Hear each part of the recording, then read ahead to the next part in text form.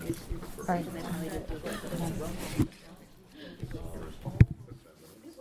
Okay. Good evening. This work session of the ISD 279 School Board is being held in the Forum Room of the Educational Service Center, 11200 93rd Avenue North in Maple Grove. The work session is being audio recorded. The recording will be made available on the district website within 2 business days after the work session has ended. The intent of the school board work session is to allow for school board discussion of topics. Work sessions do not include an opportunity for audience members to address the board. To acknowledge their presence this evening, I'll ask that all present at the table state their name, starting with Amy. General Counsel Amy Moore. School Board Member Heather Douglas. Brian Severson Hall, Executive Director of Community Engagement. Sarah Mitchell, School Board Member. Steve Flisk, Assistant Superintendent for the elementary schools. Kelly Parpart, Assistant Superintendent for the secondary schools. John Morstead, Executive Director of Finance and Operations. Don O'Brien, Project Management Coordinator. Jeff Arthur, Assistant Director of Facilities Operations. Dale Carlstrom, Director of Facility Operations. Kay Bala, Executive Director of Community Relations. Anthony Patterns, Executive Director of Technology. Brian Bass, Assistant Superintendent for Equity and Achievement.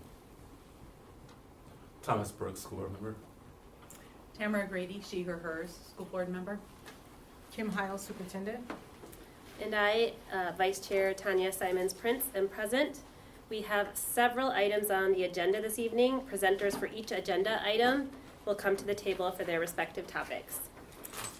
The purpose of the school board work session is to build trust and teamwork, to exchange information, and when applicable, to provide direction in order to facilitate efficient and effective decision-making at regular board meetings.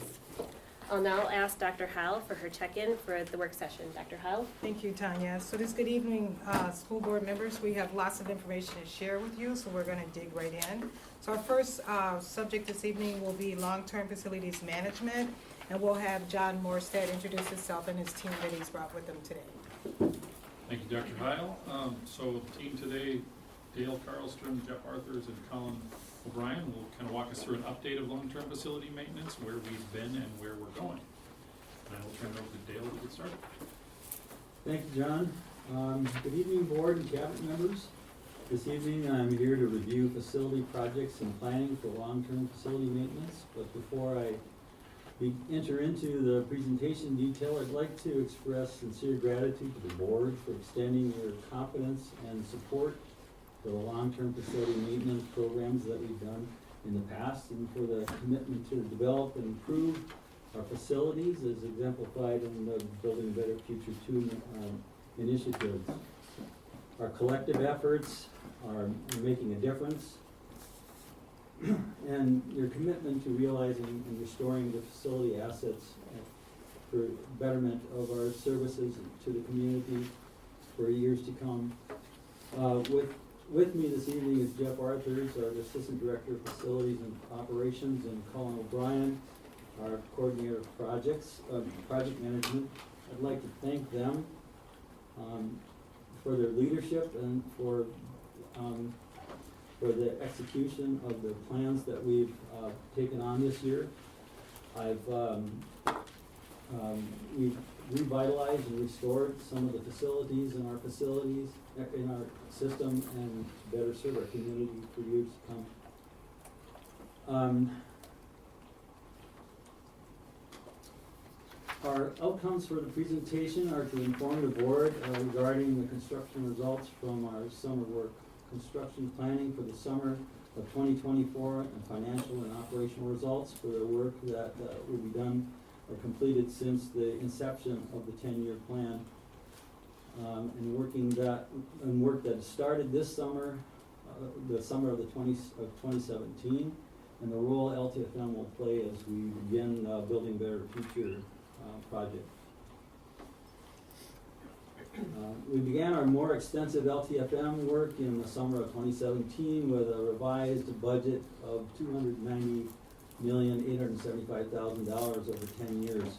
This summer was the 7th construction season for this plan, and we've completed $190,600,000 in renovations and restorations work throughout the school district.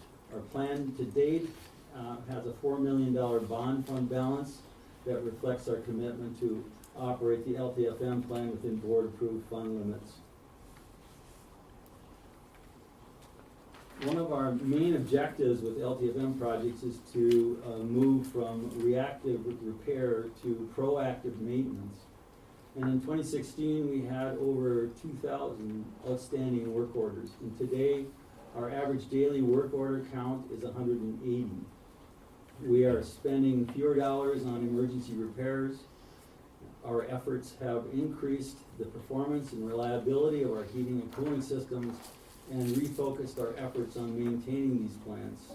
We have experienced fewer complaints from our sites, and we have avoided any catastrophic system failures that would interrupt daily school operations.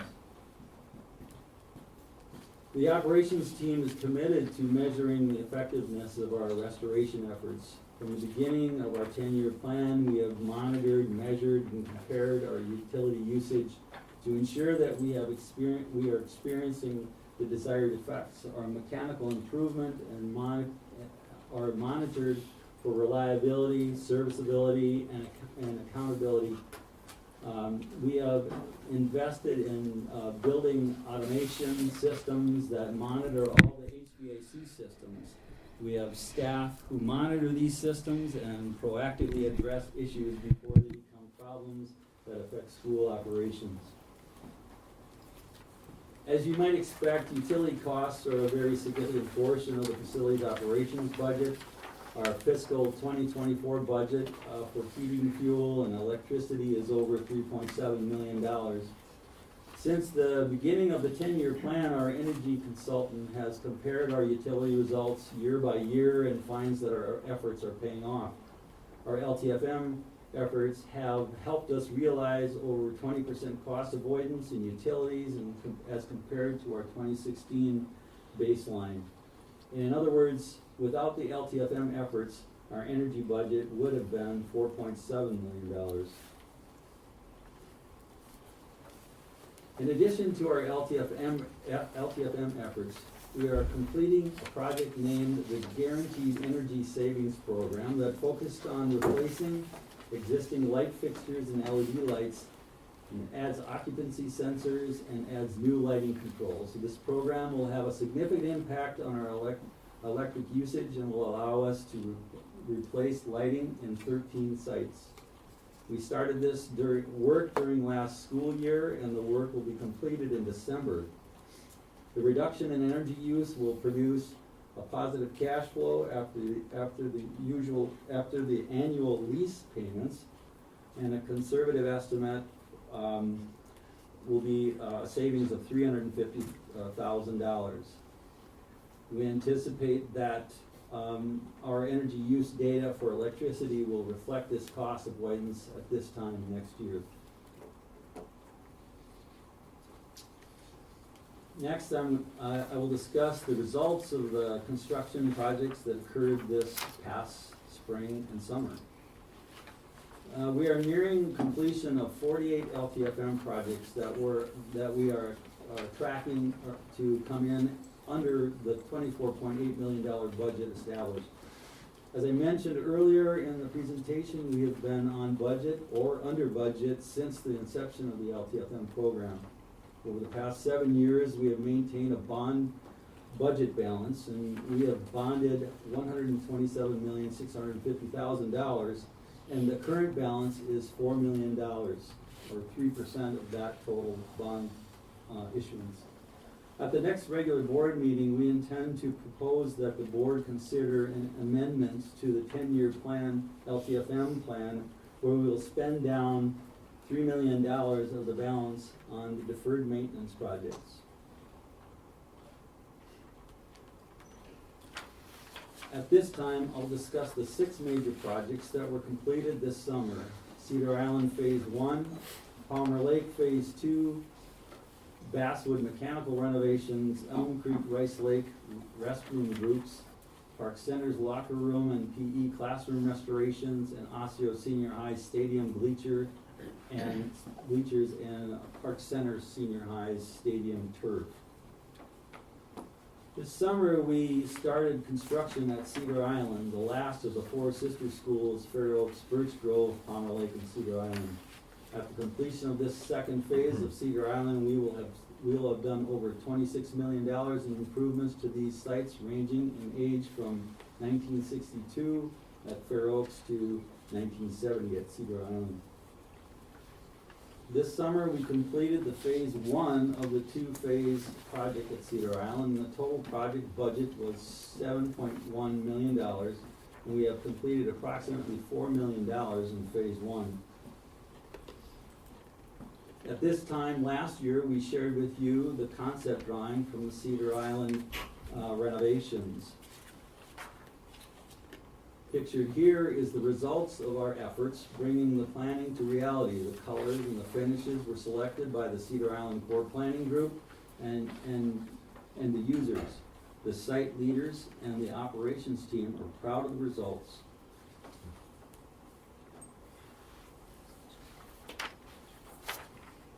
At Palmer Lake Elementary, we have completed the restoration of the classroom spaces, cafeteria, corridors, and restroom groups. The mechanical equipment and hydronic piping have been replaced, and the ceilings and the lights have been updated. As I mentioned earlier, we have updated the four sister schools with consistent finishes, casework, fixtures, and equipment, but with some of the individual building personalities showing through.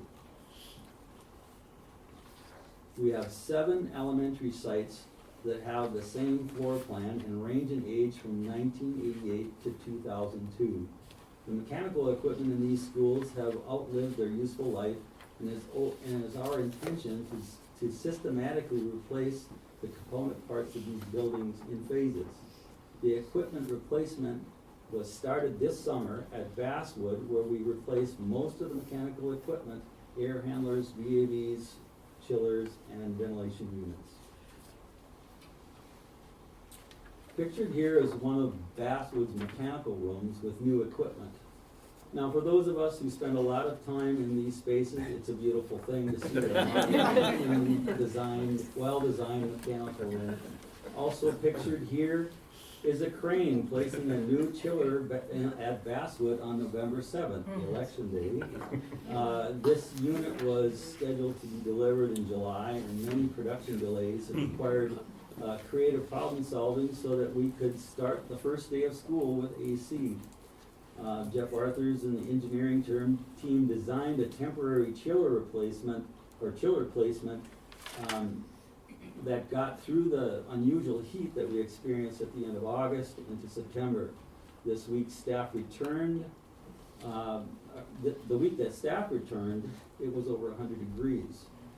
And the temporary unit did hold with a lot of prayer. Just saying.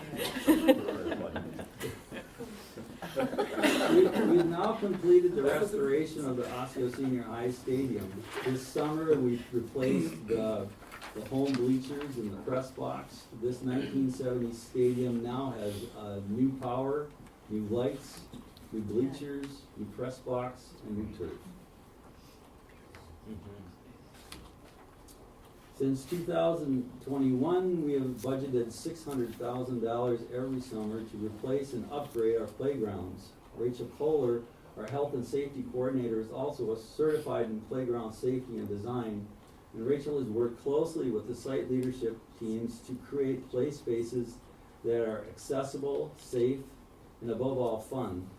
This year, we have replaced playgrounds at Park Brook, Palmer Lake, and Weaver.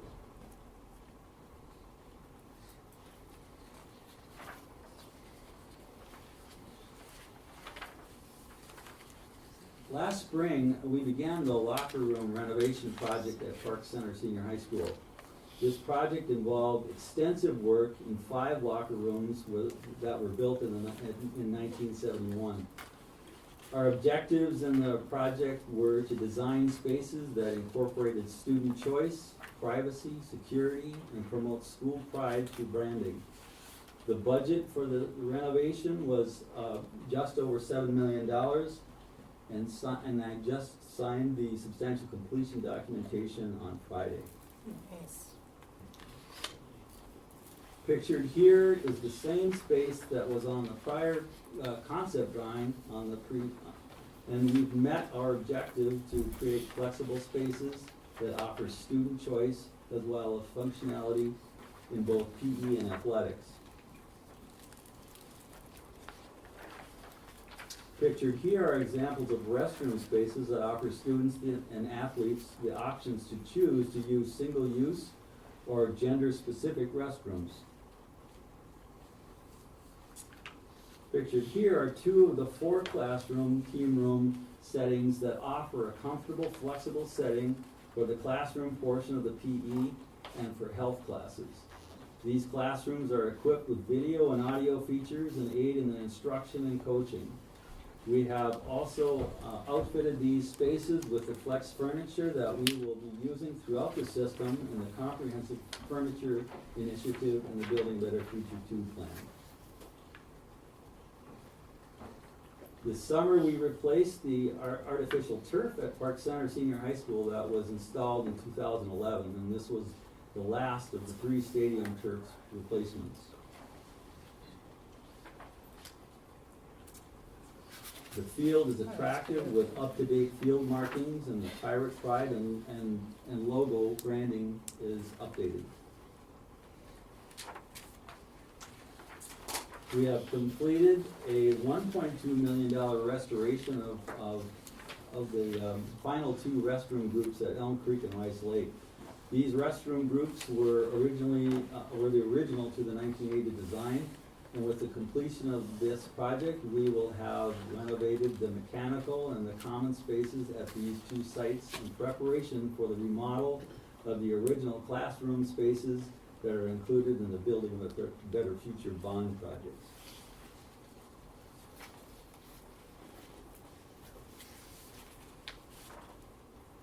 We have updated the fixtures and finishes in these spaces and added single-use toilets at Elm Creek, Rice Lake. Single-use toilets were installed in the 2022 edition.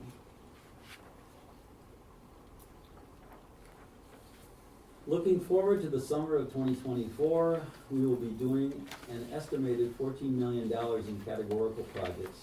What I mean by that is projects that are critical to our long-term facility maintenance efforts. We are committed to maintaining and expanding our efforts to be good stewards of the District 279 facilities. While the Building a Better Future 2 initiative will require significant LTFM investments, we must continue to repair, replace, and restore roofs, paving, finishes, door systems, and health safety initiatives. The major projects planned for summer of 2024 will be Cedar Island Phase 2, Brooklyn Middle School's Phase 1, and you'll see this in the November bid award with a recommendation to issue this project that's estimated at $17.3 million. Phase 1 will involve the mechanical restoration and some classroom work restoration on the 2nd and 3rd floors. The media center will undergo extensive renovation in keeping with the Building a Better Future 2 recommendations. Northview Middle School's 2nd floor renovations, you should see in January, the bid process underway. This project is still in the construction design stage, but is estimated at approximately $10 million. This project involves extensive classroom restorations and media center renovations to reflect the Building a Better Future 2 recommendations as well. This project will be completed in August for the start of the school year. Rush Creek will have a mechanical equipment renovation that we referred to earlier with when we discussed the Basswood renovations. This will be a hydronic piping replacement and mechanical equipment with ceilings and other mechanical equipment replaced. This is estimated at $7.5 million. Now, Edenbrook and Fernbrook are also scheduled to have the same restorations done, and that too will be hitting, the bidding process in January, so we'll be seeing that, coming up after Rush Creek.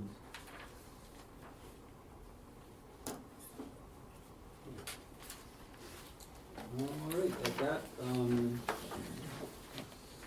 up for questions. Ryan, no questions? Board members, questions or comments? I was just curious, Dale, how will this be communicated to stakeholders that just voted on this? Some of the more details other than, you know, listening to a work session like this? Well, Okay. primarily what we're talking about is LTFM stuff, and, I think there's going to be John is working on larger efforts to get out in front of the community to talk about, building a better future, and, as we roll out the different, phases of it, we'll be talking to the community and asking for the community's input and that sort of thing. Sarah Kay can give you a little bit more information. Yeah, so we just actually had a message go out today to our staff, and to families to just welcome them, because we do want a lot of input into the process. So from design to construction and then completion, right? So, we offer that if anybody wanting to participate are welcome to fill out a form right now.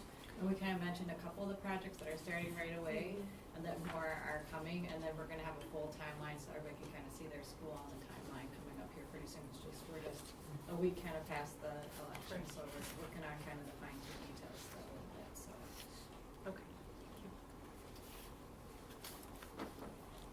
So, one of the things I really appreciated in the description of the similar floor plans and the sister schools and how all of the schools are getting up to the same finishes and improvements. And so, as we look at the goals of the LTFM plan, would you say that it's accurate to say that our goals are always to ensure the same level of facility quality everywhere in the district?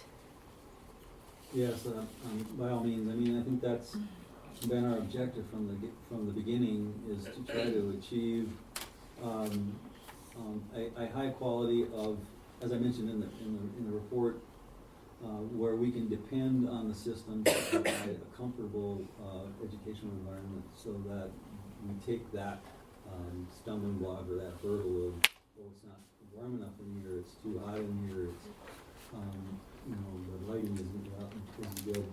So we've established some standards that our design team and that we bring to our core planning teams to say, here's what we want to achieve, and here's some ideas on how we're going to get there.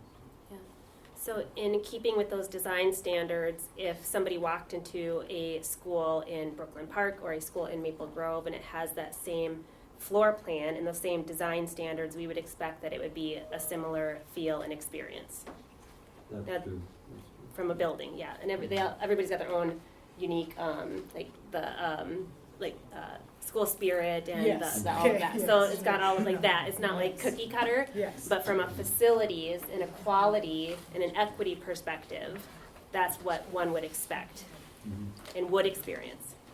Yeah, that's true. That's correct. All right, thank you. And then on the Park Center locker rooms, that's amazing to see the pictures and the consistency with the visual. Oh, do you want to? Yeah, I just wanted to say thank you for all of you for doing this very thoughtful work. It's a very complex plan that we have going forward, and I appreciate the attention towards bringing things up to date so that everything's working well, including like the energy efficiency stuff, so that we can really move the district forward into the future. And just thank you for all the planning and all the hard work that I know you'll be doing with this next step. Thank you. So with the Park Center locker rooms, the quality, like the actual visual compared to the planned visuals are amazing how similar they are. Have you considered, and I don't know if we've already done this, I know we talked about this when we had the boards up in the school so people could see what it was coming, what it's going to look like. And maybe this is something we can do this summer in some planning, but have we done any tours of the facilities at Park Center or made it available to the community to come see the work that was done there? Well, as I mentioned, I signed this potential completion on Friday, so it's. It's brand new, it's brand new. Okay. We're in there, but I mean, yeah, there's still punch list items to do Yeah. and so forth, so, Yeah. we're proud of the work, but we wanna make sure it's all done, so. Yeah. And I know that's a great idea, I mean, people should walk through it, people need to see it, it'd be great to have that. And same thing with like when we had the Rice Lake addition and some of the improvements there. So maybe as we continue to make them, that's something we could do. Yeah, as you start to see, and we really have to get through the bid process to know, yep, that's the way we're gonna be rolling forward with this, any particular one of these projects. For example, when we bring up the bid next week at the board meeting, I'll show you what the renderings of Brooklyn Middle look like at that time, so you can see that same comparison, and kind of start that process, and then we'll put those visuals out at that site so people can see what's coming. Especially when you're looking at construction projects that are multi-year, it's nice to have the coming soon, you know, we're working our way through it so people can really visualize what they're gonna get. I just wanted to ask about the adjusted baseline for the cost reductions. Is that adjusted based on inflation? Or what's it adjusted, what does it mean that it's adjusted? So when they, every year, our utilities raise rates and kind of roll up. So we took the first number from the first year we were tracking and then have grown with inflation with that, but just by the rates that the utilities provide us, and then use that to compare to our rates, so you're kind of getting a present value of it. And as you look over time, you can see where have reductions kicked in. As an example, with more solar or the LED lights that are similar to the ones in this room, those pieces, then you can get an apples to apples comparison, but you have to have a baseline to start. That's what I was thinking it was. Thank you for clarifying. I had another question and I forgot what it was. Oh, for the Park Center locker room, it appears that there's like a space in there for like homework or something. Like there's like these desks. With the windows? Yeah, with Well, the that's, windows. No, that's for coaching staff. Coaching staff. Okay, I was just curious about that. Yeah. But it did actually make me think of a policy or practice that we have in place at our schools that's slightly unrelated, but I'm wondering if you could speak to what facilities we currently have for this.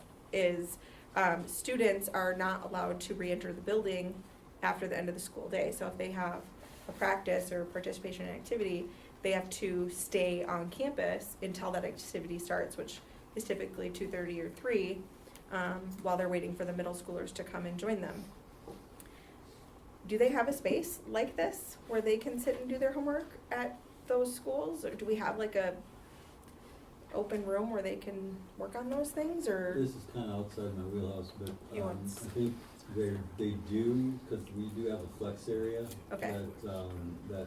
The they- forum they- rooms, the yeah. cafeterias. And those are open? Yeah, those are Okay. open, And yeah. some of the new There's flex still spaces. spaces Yeah. too. That, I was just curious about Yeah. that, because when I saw that, I was like, oh, Yeah. that's cool. Yeah. All right. So I know we kept that whole big cafeteria, so they could sit at the tables, do homework, Yeah. work, you know.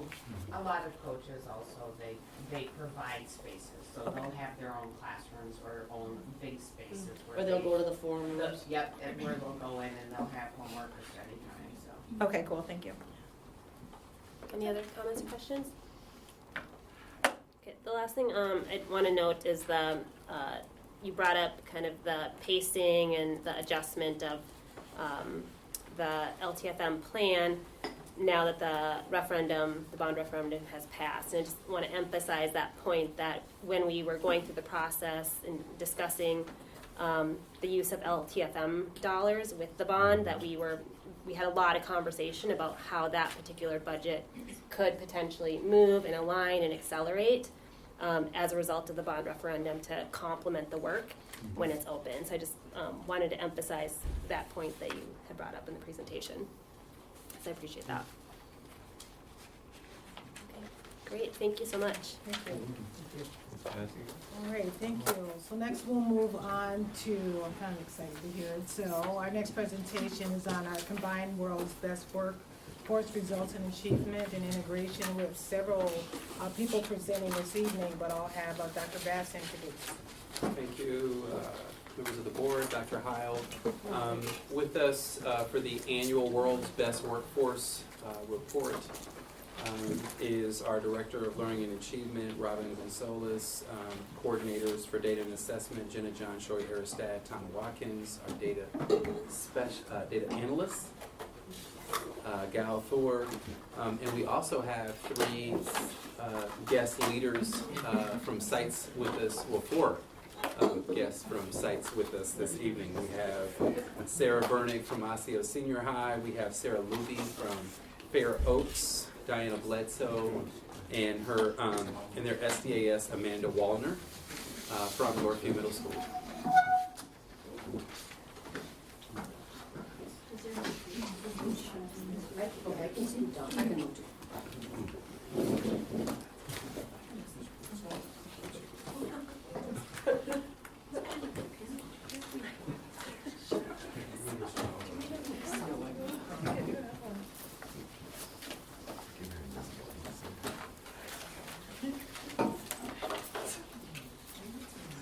With that, I'll hand it over to Robin. Good evening, Superintendent Kyle, board members, cabinet members. Thank you for having us tonight. Quite a crew, super excited to have our site leaders with us tonight. This evening, the outcome of the presentation is to examine various data points related to the Osseo Area Schools' robust workforce and the achievement and integration goals for the 2022-23 school year. So we're reporting back on goals that we had for last year using the data that was came out in the spring. So we want to talk about the connections to the current strategic plan and also the actions of improvement that will positively impact the data. This year, the World's Best Workforce and the Achievement and Integration reports are combined because that's now required by state legislation. So Dr. Bass introduced the people with me tonight. As I said, I'm super excited to have everyone here and sharing their story. So Robin, that is a new addition that the Achievement Integration Report data is being combined with World's Best Workforce due to legislation. So this is our first time presenting these jointly. Okay, just wanted to underscore that. Okay.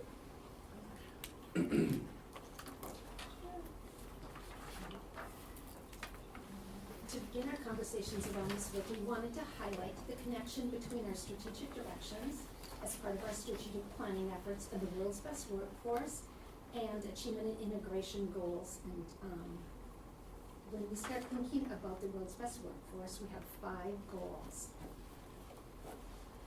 The first one is each scholar is ready for kindergarten. Each 3rd grader can read at grade level. This will be the last year we'll report on this goal as the legislation has changed, and there will be 4 goals for the World's Best Workforce moving forward, and it will not include each 3rd grader can read at grade level. That's interesting. Yeah. Each scholar graduates from high school. Each scholar is ready for college and career, and the achievement gap is closed on all state mandates. So each year, school districts are required by the state to submit World's Best Workforce and Achievement and Integration Plan and share the information in a public meeting. This plan is due for submission this year on December 15th, so I will be completing that shortly. And then it's also posted on the school website. The data you see tonight will closely align with the World's Best Workforce goals and the Achievement and Integration goals for the 2022-23 school year. On this slide, we have the 5 strategic directions. Of these strategic directions, 3 are specifically connected to the presentation this evening. The first, strategic direction A, create a safe, welcoming, inclusive environment that fosters global curiosity, belonging, innovation, engagement, is most aligned to the achievement and integration goals of integration and increasing staff of color. The second, build and nurture a culture of achievement by providing rich content, rigorous and individualized pathways. And then the 5th, lead, develop, and align our district toward continuous improvement are aligned with both the integration, achievement and integration, and the World's Best Workforce goals. Again, I am sharing with you this street data to really highlight that the data we're talking about tonight is satellite data, and it tells a story of our district but doesn't tell the whole story. It doesn't tell what's happening at our sites, which is why I invited school leaders here so that we can get a little bit closer to that map and street data that we're talking about. But I think it's really important that this is really big data. It's not that little program improvement kind of data that we can use, but it's important program improvement data. goal we're going to be talking about tonight is that all children are ready for school, and Gal and Jenna are going to share data on this goal. Thank you, Robin. So on this slide, you'll see the pre- and post-assessment achievement data for pre-K students in our system using the Teaching Strategies Goal Assessment, also called TS Goal. This assessment is designed to provide us with information about the extent to which pre-K students are ready for kindergarten and measures early literacy, early numeracy, and social emotional skill development. You will notice that the yellow bars show the pre-assessment proficiency percentage, while the darker blue bar shows the assessment of proficiency in the spring. One point to mention is that the post-assessment results from 2019-2020 were not available as we were unable to administer the assessment due to the pandemic and subsequent school closures. You will see that this year's fall assessment scores were higher than previous years at 39% proficient. Alright, here we can see the assessment results from our kindergarten and first grade scholars. The bars on the left side show the percentage of kindergarten students who are identified as being at low risk in the fall over the last 4 years. Excuse me. A student earning a score that places them in the low risk range means they likely do not need academic intervention and tend to be at grade level in terms of their mastery of the state standards. The bars to the right show the percentage of first grade students that were identified as being low risk in the fall over the last 4 years as well. And then that red dotted line going across cross-sectionally, I guess, shows the low risk national benchmark. So these data help inform us of how prepared students are when they enter school in both kindergarten and first grade.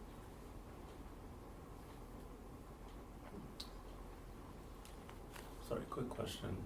Where's the benchmark? The red dotted line across the top of the slide. Oh, we don't have it. Oh, up there, okay, Yeah, that was, sorry, thank you. Yeah. Good question. As we can see on this slide, we have identified the following actions that are being taken at the district level to positively impact this World's Best Workforce goal. The first action to highlight is, has been actually a focus over the past years, which is to strengthen the data collection and analysis to drive instruction. So data from our TS Gold assessments, which we just referred to, can be used to evaluate programming and make actionable instructional decisions. This information is shared with kindergarten teachers as students transition from pre-K to kindergarten. In addition to using this data to inform instruction, we are also using it to track students and to get an understanding of the long-term effects of pre-K in our district.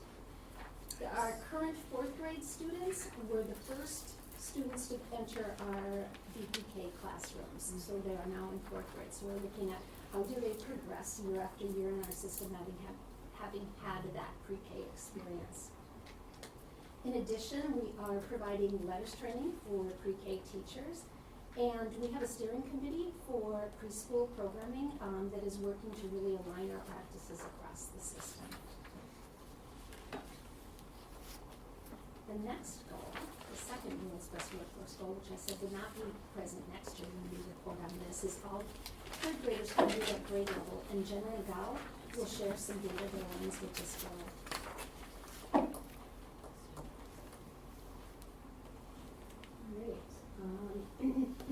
On this slide, we can see the results of the 22-23 spring reading fast bridge assessment. And in this chart, we can see 2 pieces of information. The first is the yellow section of the bars, which represent the percentage of students whose scores indicate that they were at low risk for needing reading intervention. And then the second piece is that blue section of the bars, which show the percentage of students that are at very low risk and are projected to be on track for college and career readiness. The rate of being at low or very low risk gradually increased from 2nd to 5th grade, with grade 5 having the highest combined percentage at 50%, or 58%, excuse me, And students in second grade had the lowest rate at 45%. Students not earning scores that place them at low or very low risk will be provided with extra supports for accelerating their learning. And many sites specifically targeted second grade with whole class, small group, and individual interventions. As a companion to that last slide, this slide shows the growth rates of students, and this is segmented out by their fall risk level and then their grade as well. The data are segmented by fall risk level in order to provide context to the growth rates.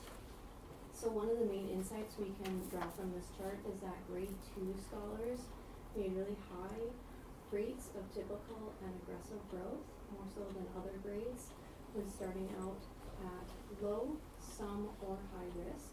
Excuse me. It is important to know that 64% of grade 2 scholars at high risk in the fall made aggressive growth. Students in the same grade that were at some risk during the fall made aggressive growth at a rate of 29%, which was 10% higher than students in any other grades starting out in that same risk category.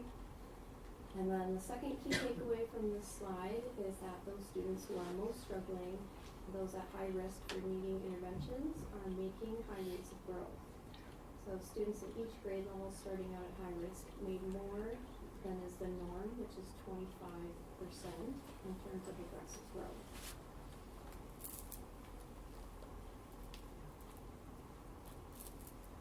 On this next slide, what you see is a chart with MCA results of our third grade students over the past 3 years compared with third grade students and comparable like districts.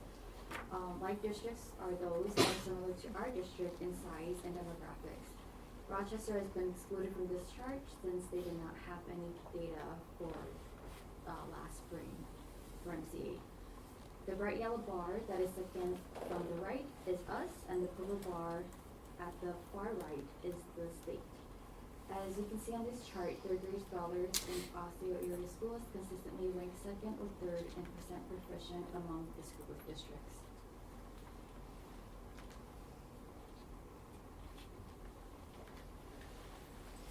As we can see identified on this slide, the following actions are being taken at the district level to positively impact this World's Best Workforce goal. So as I told you before, pre-K teachers will be taking letters, and this year, along with pre-K teachers, all pre-K through third grade teachers who have not previously completed letters training will be required to complete volume 1 of letters training. And letters training is focused on helping teachers learn how to better instruct students on phonics and phonemic awareness. In addition to the training that pre-K through third grade teachers are doing, all fourth and fifth grade teachers, along with the pre-K through third grade teachers who have previously taken letters, will be getting professional learning around the components and practices for structured literacy. And additionally, we are in our second year of creating a systemic multi-tiered system of supports by continuing to engage in a cohort with MDE, and that's to provide improvement to the MTSS processes that are happening across our system. And the program improvement process currently underway for elementary English language arts continued this year. As you remember, we began last year and we're continuing, and this year we're piloting 2 programs that are going very well. Both programs are aligned to structured literacy and have strong phonemic awareness and phonics spaces. Additionally, 6 schools are piloting an NUA partnership to learn about and embed culturally grounded high operational practices to better improve instruction. On this slide, you can see this is Crestviews, or a section of Crestview's 3-year operational plan. And as you can see, Crestview is taking action around structured literacy through scheduling and professional learning, along with engaging with NUA and continuing their commitment to the PLT process. So they are working very carefully on the PLT process and measuring. As you may know, Crestview has a lot of brand new teachers, so this is an opportunity for them to really discuss and reflect on the instruction that's happening in their classroom. Robin, quick question. Yeah. How long are the MCA reading tests versus the FastBridge Yeah, assessments? so the MCA reading, that's a really good question. The MCA reading, there's no time limit on them, so they can go, they normally take, I think about average, we take about 2 hours on them, or 90 minutes, whereas FastBridge assessments, also not timed, but can go between, 30 minutes and 45 minutes are usually. We do FastBridge 3 times a year. Fall, winter, and spring, because we believe that what we're trying to do is make taking these assessments just kind of a normal part of the day and not cause anxiety for students. It happens in their classroom with their regular teacher, and all assessments do now. Whereas we used to go to the computer lab for MCAs a long time ago, but we're trying to make it, and then so that teachers can actually use the data for their instruction too. So that helps. Thank you. So the third World's Best Workforce goal is that all students graduate from high school, and Val and Tom will share the related to this goal. Alright, so as we begin sharing our data around all students graduate from high school, we will start with elementary MCA data. This is because we know that the preparation for graduation begins the moment our students enter our school system. This graph shows the percentage of our elementary students who are proficient on the MCAs this past spring. The reading and mathematics assessments include 3rd, 4th, and 5th grade students, and the science assessment includes only 5th grade students. For each content area, the blue bar on the left is our district results, and the gold bar on the right is the statewide results. At the elementary level, you can see that we matched the state proficiency rate at 51% for reading. We were 1% lower in math compared to the state, and 7% lower in science. The next graph shows percentage of our proficiency for most schools overall. The reading and math test includes 6th, 7th, and 8th grade students, whereas the science test only includes 8th graders. We can see that our district was 3% below the state average in reading, 5% below the state average in math, and in science we were 11% below the state average.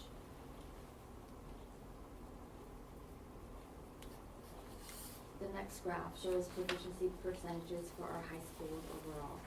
The reading test includes 10th graders, math test includes 11th graders, and the science test includes any students who were taking biology that school year. Also, year shows we were 1% above the state average in reading, 7% below the state average in math, and lastly, 5% below the state average in science. May I ask, is this in high school is by choice if the kids want to take MCA? Do they have choice? No, well, they have an opt-out, like all of our students do. Mm-hmm. And we have pretty high opt-in percentage. Good.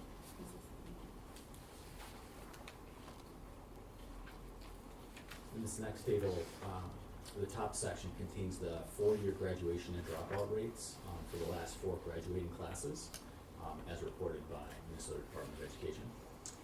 They're also called on-time graduation and dropout rates. We anticipate receiving results for the class of 2023 sometime this spring. When we add our 4-year graduation and dropout rates together, it's only about 87%. That's because at that point, about 13% of our students were continuing high school or had an unknown status.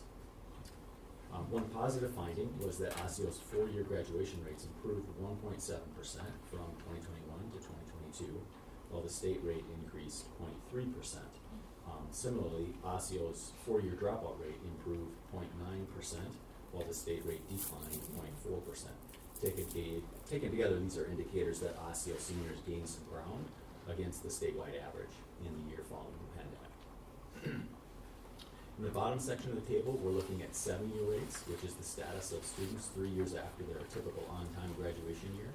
At this point, when we add up graduation and dropout rates, we can see that less than 1% of district students are still continuing or are unknown. Osceola's 7-year graduation rates are now at the statewide average after many years being above the state. Osceola's 7-year graduation rates have remained at or above the state average for each of the last 8 years. And for most of these years, Osceola's 7-year rate has been above 90%, and the statewide rate has not achieved that rate once. Osceola's 7-year dropout rate is now above 10%, which is more than 4% above the state rate.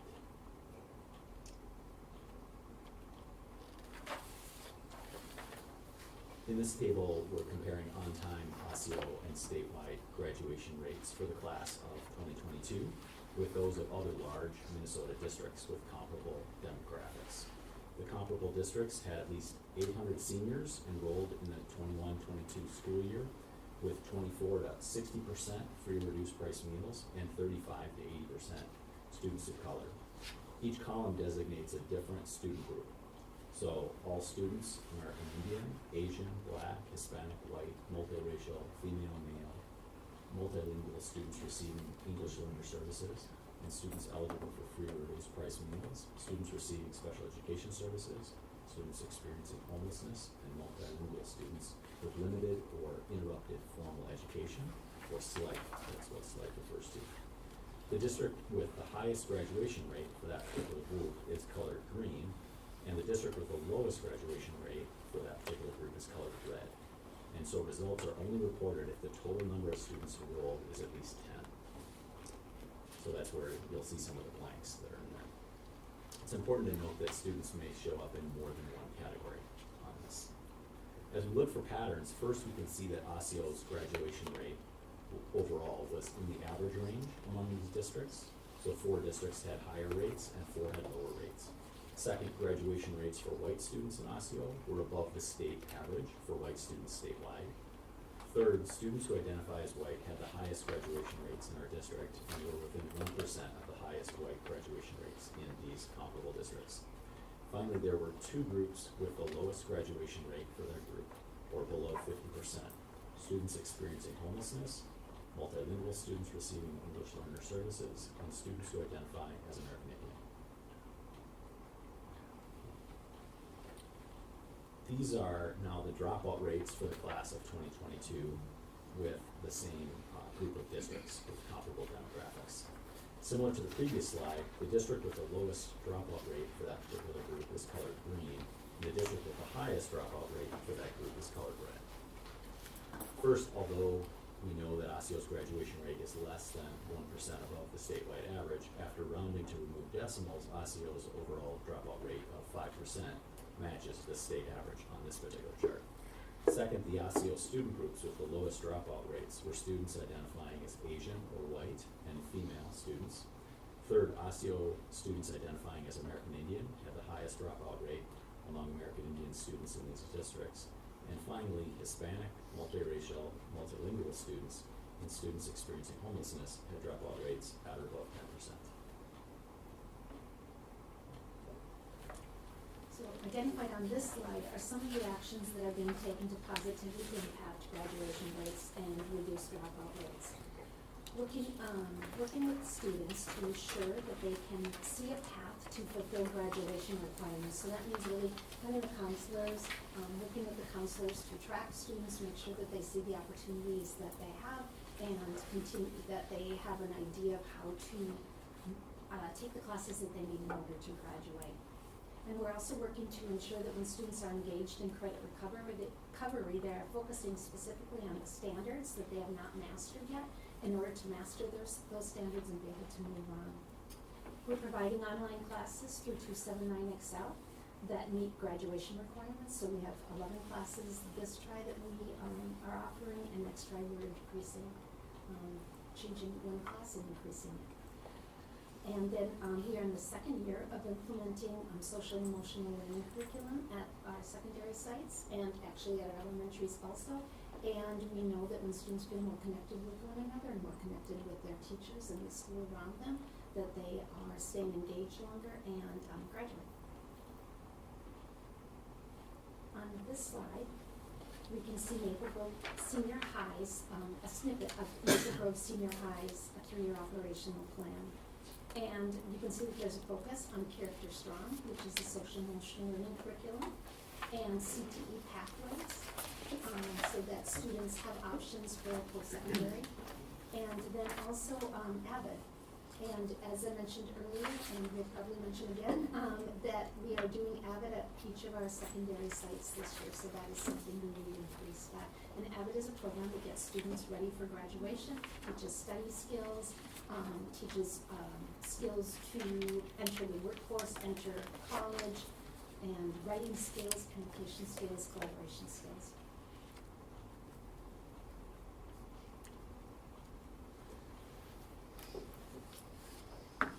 And the fourth World Best Workforce goal that we're presenting is that all students are ready for college and career, and Jen and Tom will share data around this goal.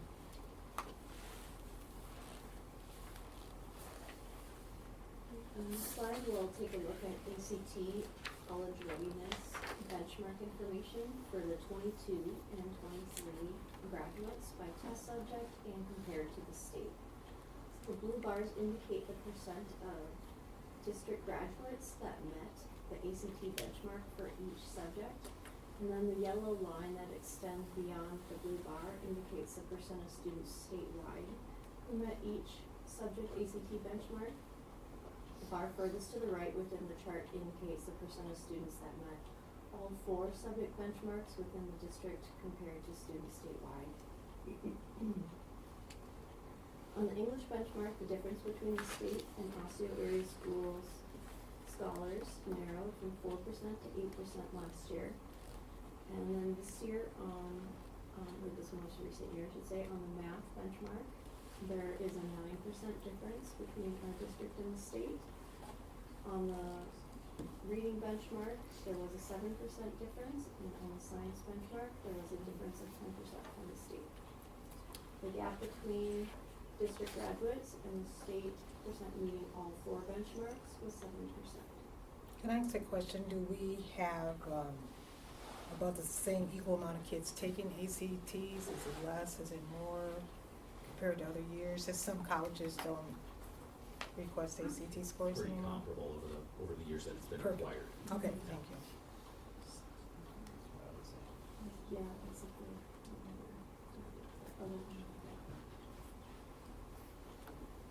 The next section here is looking at higher ed enrollment or post-secondary enrollment. We receive results for higher education enrollment in late November each year from the National Student Clearinghouse, or NSC, which records 97% of all post-secondary student enrollments in the United States. The most recent data we have is for the class of 2022, and the indicator shown on this slide is the percent of our graduates who enrolled in a higher education institution in the first fall after graduation. When we view these results, it's important to remember that we're only looking at results for our graduates, so none of the students that are continuing or dropping out. Over the past 5 years, Osceo's highest rate of post-secondary enrollment was for the class of 2019, just before the pandemic. In each of the 5 years shown, students who identify as white had the highest enrollment rates. Multiracial students had a rate in 2022 that matched their best in the past 5 years. Black students had a 4% drop in their enrollment rate from 2018 to 2022, only half of the 8% drop for the district as a whole. For most of these years, the lowest rates have been for Hispanic graduates, with 39% of the class of 2022 enrolling in higher education. This is a continuation of the previous slide with higher education enrollments for Osseo graduates in the first fall after high school graduation. For most groups on this slide, 2019 was the high point for higher education enrollment, as it was for the district as a whole. Students receiving special education services had their second highest rate in 2022, but this rate was about half of the overall district rate of 2022. Female graduates have been at least 9% more likely than male students to enroll in college in each of the past 5 years. Higher education enrollment rates for students eligible for English learner services decreased more than 10% from before the pandemic to after, and have increased slightly since.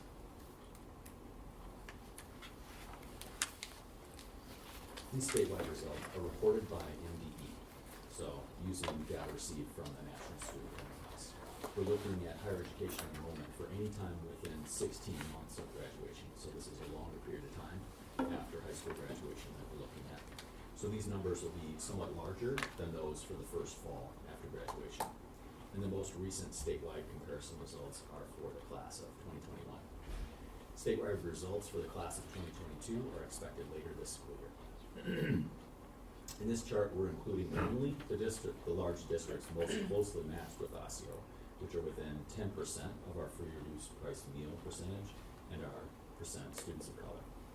As we look at these results, two patterns emerge. First, for each of these graduating classes, Osseo students were at least 4% more likely to enroll in higher education than students statewide and students in our most comparable districts.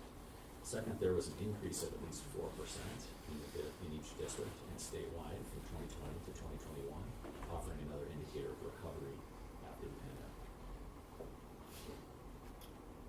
This graph shows the percent of 2020 graduates enrolling in higher education and persisting for a second or third year or graduating. So this is an even further time out.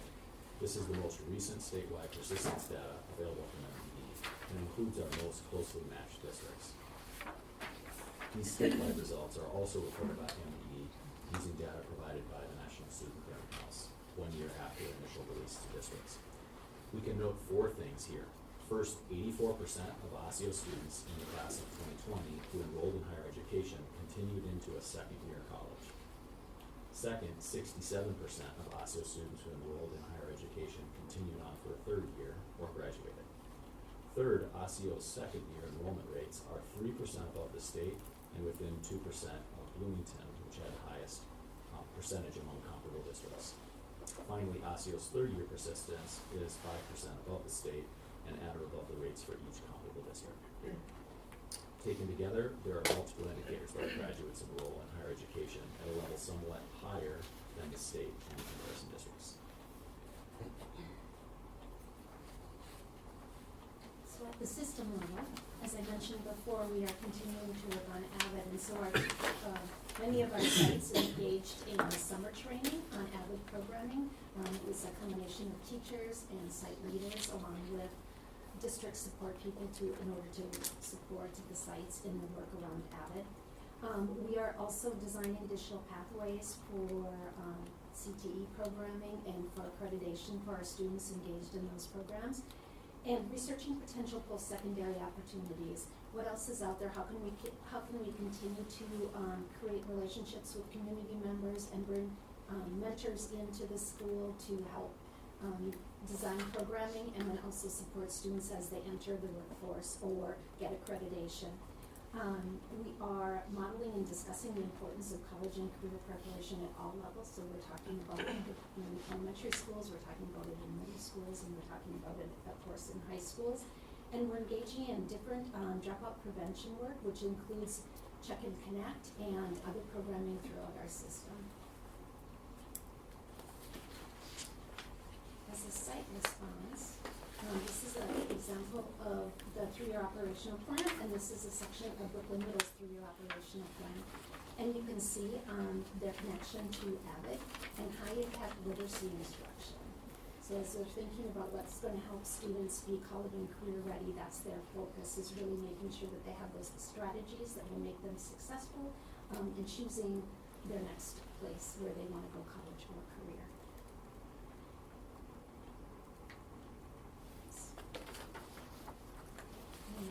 And the next goal that we are talking about is all racial and economic achievement gaps are closed. And Jen will be speaking on this data.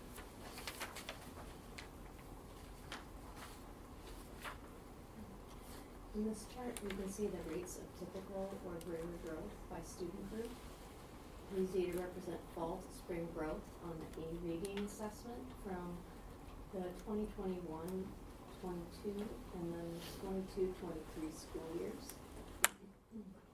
As a reminder, the percentage of students making typical or better growth nationally is 50%. And students who identify as American Indian made a higher rate of growth than students nationally at 51% and were the highest among Osseo student groups. Students who identify as Hispanic were very close to the national benchmark at 49%.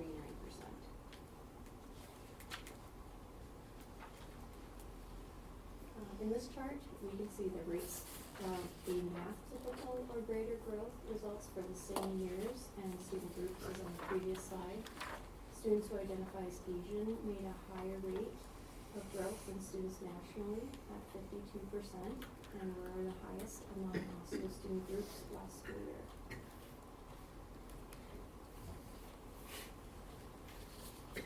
Here we're looking at the size of graduation rate gaps relative to the statewide goal of 90%, specifically for the class of 2022. First, we can see that white students remained above the statewide goal and increased 1% over white students in the class of 2018.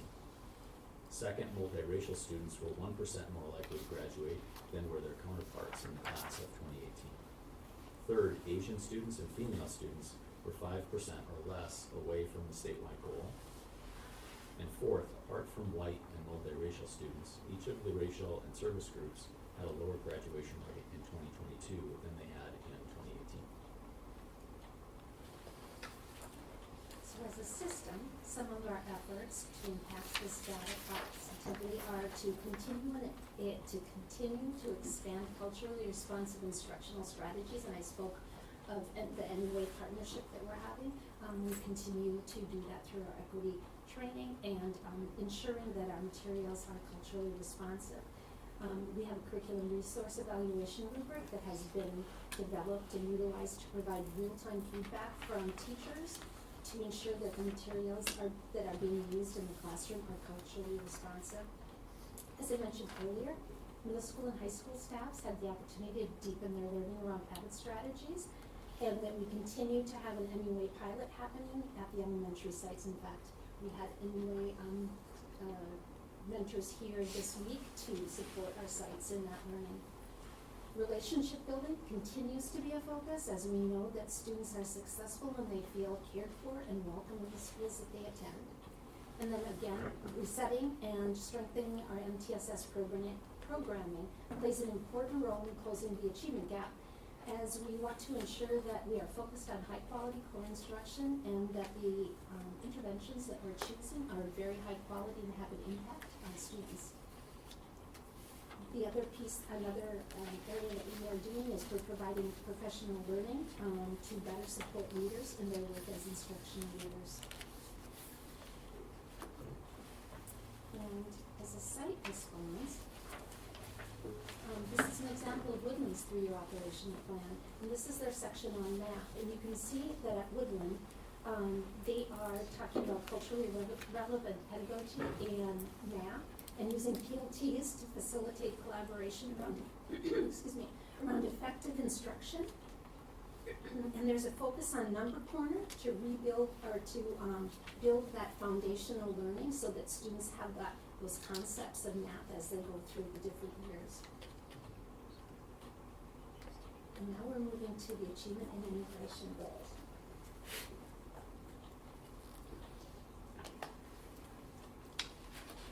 There are 5 achievement and integration goals in our plan that we submitted last December. Racial integration gap reduction is one of the first goals. Reducing the proficiency gap on MCAs in both reading and math for our BIPOC students. And so what we are determining is the goal for MCAs is 85% proficiency, and so we're looking at the gap between that 85% proficiency and our BIPOC students in both reading and math. And then to increase the attendance rate of our students who identify as American Indian, and increasing the number of staff of color.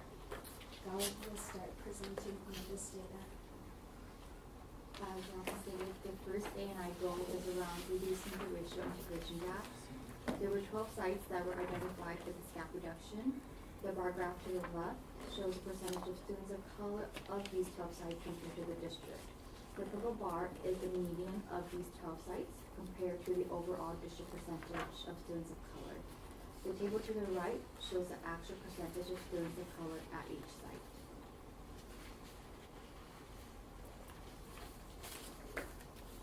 The second goal is targeting the reduction of MCA reading proficiency gap between our students and that of the state's goal, which is 85%.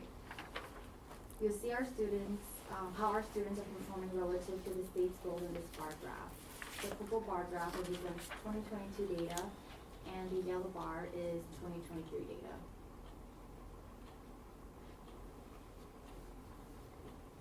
The third ANI goal seeks to reduce the NCAA math proficiency gap between our students and that of the state school, similarly to the reading. And again, state proficiency goal for math is 85%. The purple bar represents 2022 data, and the yellow bar represents 2023 data. Here we're focusing on goal 4, which is increasing American Indian student attendance. And we can see this trend in average daily attendance for students identifying as American Indian. We've accounted for the pandemic in 2 ways. First, the data for 2019-20 was from April 20th of 2020, about 1 month after pandemic-related transition to distance learning. And then second, results for 2021 were not reported due to the pandemic. Given this context, we can see that in each year reported, students identifying as American Indian in grades K through 5 had higher rates of attendance than those in other grades. We can also see that for each grade range, attendance rates were highest in 2019-20. Since then, American Indian attendance rates have dropped 9% to 13% for each grade range.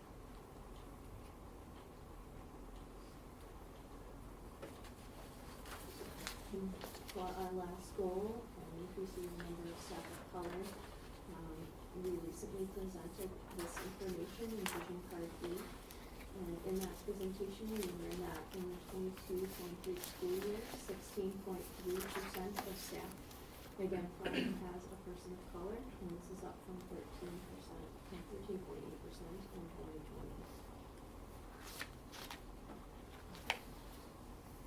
As I said at the beginning of the presentation, I've asked site leaders to come and talk about practices that they are implementing at their sites that they feel are having a positive impact on student achievement. We're going to start with Osseo Senior. Osseo Senior's high reading proficiency on the MCAs is above the district and the state average. Their reading growth on FastBridge assessments is also above the district and national norms. Reading growth for students identifying as Black, Asian, Hispanic, and students receiving English language services and free and reduced lunch are also above the district and national average. Sarah Burnick will share with you some of the practices that Osseo Senior is implementing to support student achievement. Well, thank you guys. I know this is a lot of data, so I see everyone's kind of starting to tilt, so I'll try and keep you entertained here for a little bit. I am so proud of our students, first and foremost, at Osseo Senior High, and the gains and the growth that they have shown over the course of the years. And I do believe that that is due to the intentionality of our teachers, but specifically one group of teachers that really we call our instructional leadership team. Our instructional leadership team was something that was born out of the idea that we needed, particularly with the pandemic, to get teachers back actively engaged in student learning, achievement, and a sense of culture, climate, and belonging within the school. That they needed to be the roots, the base, the foundation to support not just our students, but each other. And so our team of instructional leadership members includes an academic support teacher, our SDASs, our STEM coordinator, an AVID teacher, a special ed teacher, an ML teacher, elective teachers, and then at least 3 additional classroom teachers along with an instructional coach and of course administration. This team is the team that drives a lot of the work and a lot of the learning and the things that you see on our 3-year operational plan that are integrally connected to each and every one of those aspects. In fact, our 3-year operational plan drives the work of the instructional leadership team by determining what in the research phase or the learning phase is working, what are we moving forward, what do we need to take off, and what do we really need to concentrate and create to put into our standard practice. Our instructional leadership team leads itself. It is not facilitated by administration, it is facilitated by them. They also take responsibility for not only doing that, but they set those instructional priorities based on our data analysis. which we use Unified Insights a lot for it, to say where are we seeing some of those gaps. Specifically to Robin's point, when we talk about reading, for example, they will design and facilitate site-based professional development opportunities, not only just during our site time, but for staff meetings.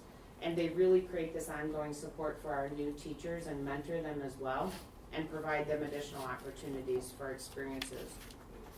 When we looked at the overall reading rates, the growth rates, that was really exceptional. One thing I would like to highlight, were where this organic work and this work that our teachers really own and perform together, rather than it being driven from a top-down perspective or from a district perspective. This is organically their ideas, their creativity, their imagination, and also using data to inform those decisions. Specifically, where we see our four-year graduation rates the highest, in contrast to some of the other areas and where we've seen the most growth, is with our Asian students, with our multiracial students, and specifically our homeless students. All three of those categories met and exceeded their transformational goals, which is not typical in some of the data that we hear about at times.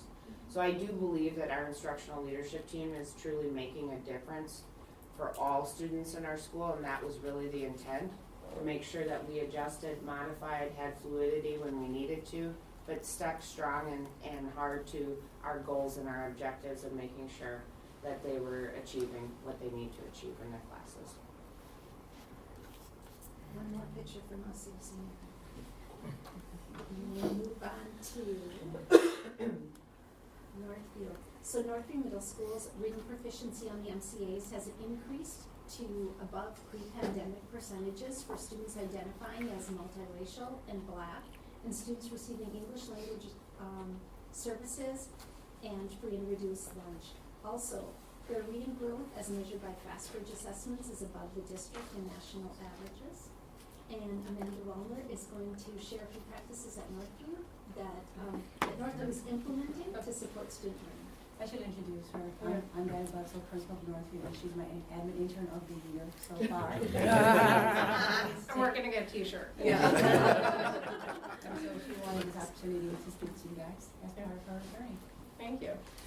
So since the 2017-2018 school year, Northview staff have implemented core classroom literacy strategies across all content areas. So I'm going to start by sharing two of the strategies that our staff have been working to implement, and then I'm going to explain the why on how it's being successful.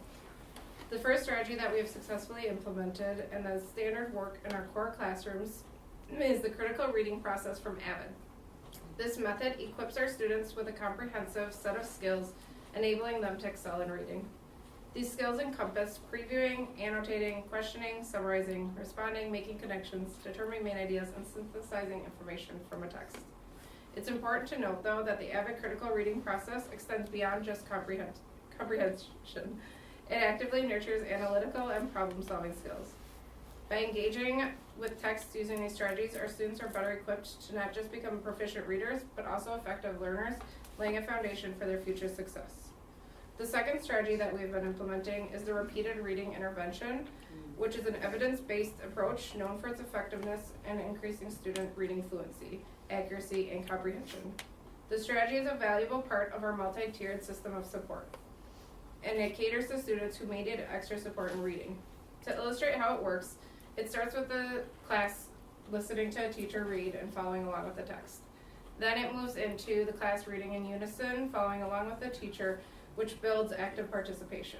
The last step is students doing partner reading, where they take turns and gain confidence through that practice.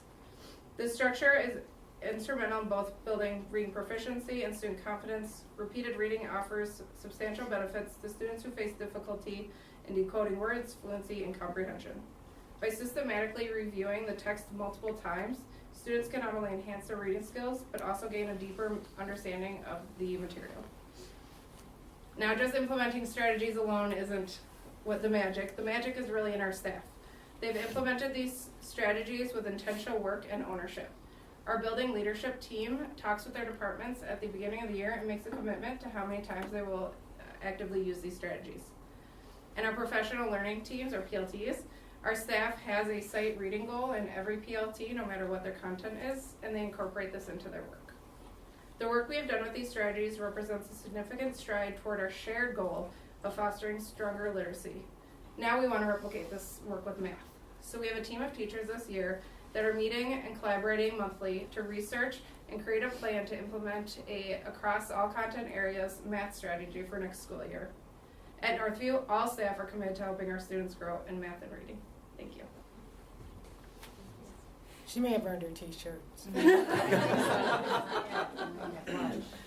our last site that we are talking to today is Fair Oaks. And Fair Oaks' reading proficiency for all students has increased 5% above pre-pandemic percentages, and 19% above pre-pandemic percentages in math.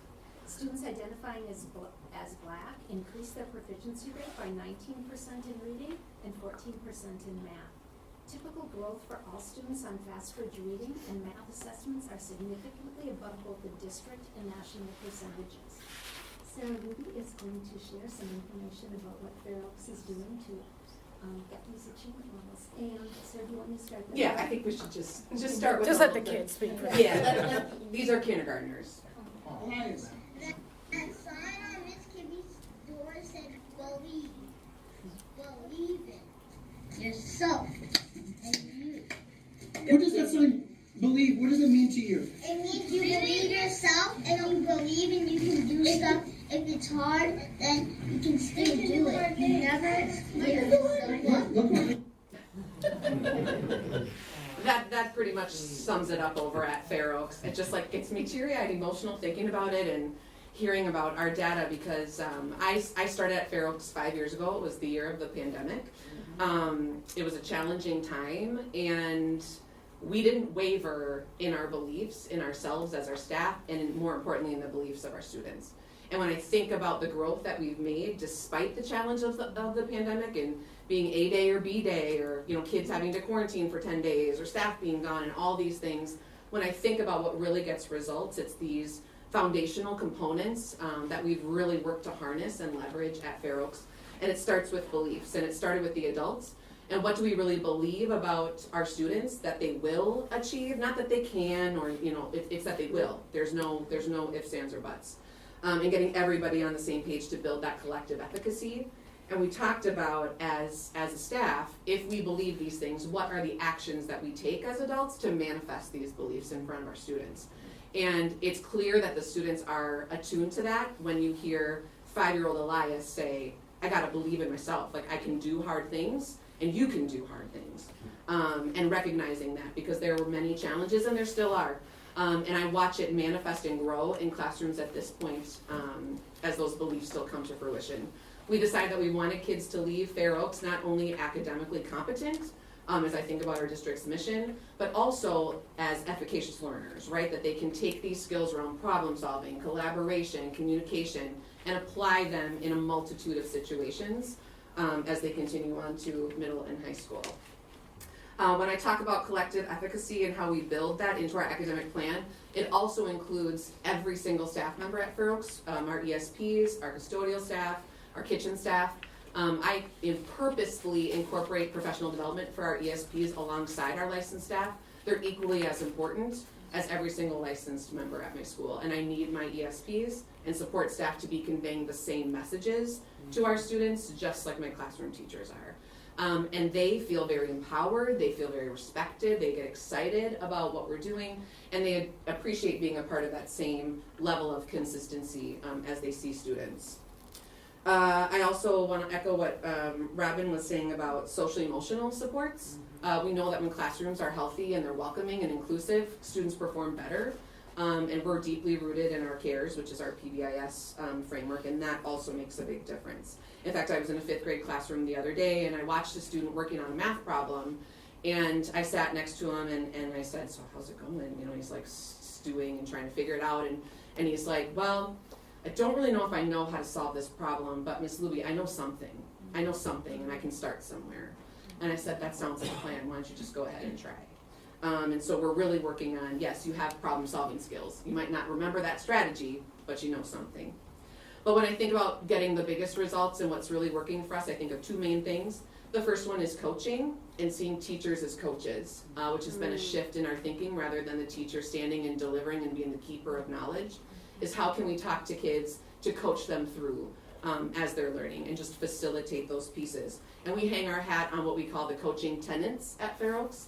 The first one is productive struggle, that it's okay to sit for a little bit and try to figure things out. We don't have to come in and tell them the answer when they come to us with a question, but rather they have to have a place to start. And yet today I was in a second grade classroom and there was a student working on stuff as a whole class raised his hand, the teacher calls him and he's not quite sure what to say. And the kid next to me goes, "It's okay, Miss Louie, he's just having productive struggle." And I'm like, okay, great. Like the kids, they just know it, right? They just know. So that's the first tenet. The second one is supportive honesty. We have conversations with kids about where they're at, where they're performing, where their reading levels are, where they're scoring in math. When they look at their assessments and they get them back, they need to know where they're at. And then we support them in, that's okay for now, but it's not okay to stay there. So how are we going to get you to the next place, and including them in some collaborative goal setting. And the last piece of their coaching tenets is independent practice. They need time to just practice these skills that they're learning. And then finally, the last piece that I believe really has had a significant impact on our academic growth and proficiency scores at Fair Oaks is a really tight focus on standards. We very deliberately in our grade level teams and in our elective teachers as well have spent a lot of time unpacking standards. We're already looking at the new standards that will be adopted, so we're ready and prepared, and understanding what it really means. And then pulling in all of the information that we've learned through our NUA work. We've been an NUA site, this is our 5th year, so it started when I got there. And I've really evolved it into something that our staff really needed and we make it work for us. But integrating those NUA approaches to be really intentional around student voice, around eliciting student strengths, that prior knowledge, all of those high operational practices, making sure that they're visible in our classroom instruction rather than relying on a specific curriculum, but how can we supplement the curriculum as a resource into that standards work. It's been really exciting. I have had teachers on the verge of retirement say, this is the most excited I've ever been about teaching. Coming out of the pandemic, I had 2 teachers say, I thought this wasn't for me, and now I'm feeling like this is what we want to do. One teacher said, I can't believe it's summer already. Meanwhile, I'm like, bye, I'm out of here.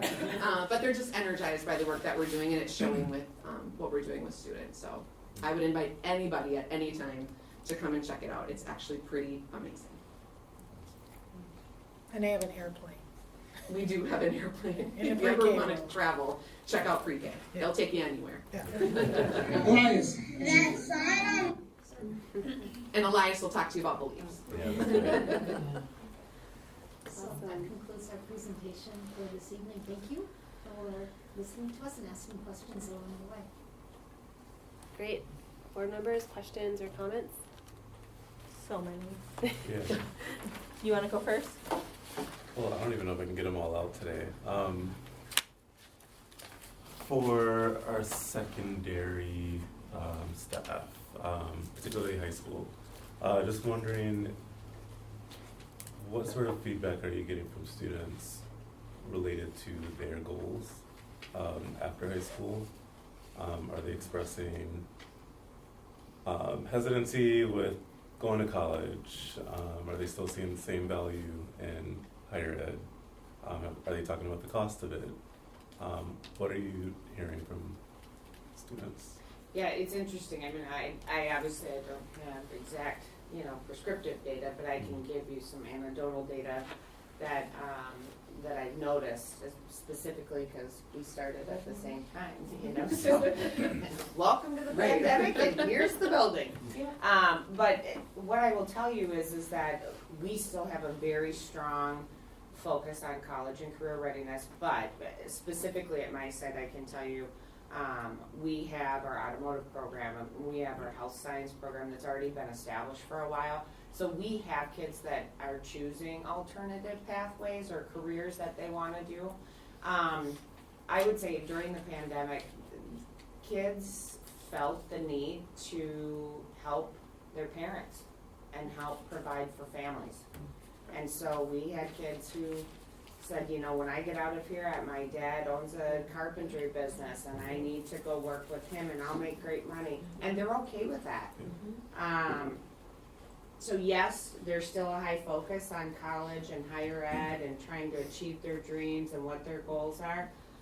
And then there are others that have decided to take different paths, and they sound and feel more secure in that, because we are offering these multiple opportunities to figure out what it is they want to do, because college isn't for every kid. They don't want that. Some want to pursue different careers and different avenues. So, but you can see the balance across it, and we try and do a good job of making sure we're offering all those opportunities. Yeah, and that's exactly why I was asking. I think as we were going through this, and I know the state kind of sets these goals, but what kept going through my mind is like, how realistic are these goals? And I just saw, a story, I want to say last week, about dropout rates of Hispanic students across the country because of the need to support, multi-generational households.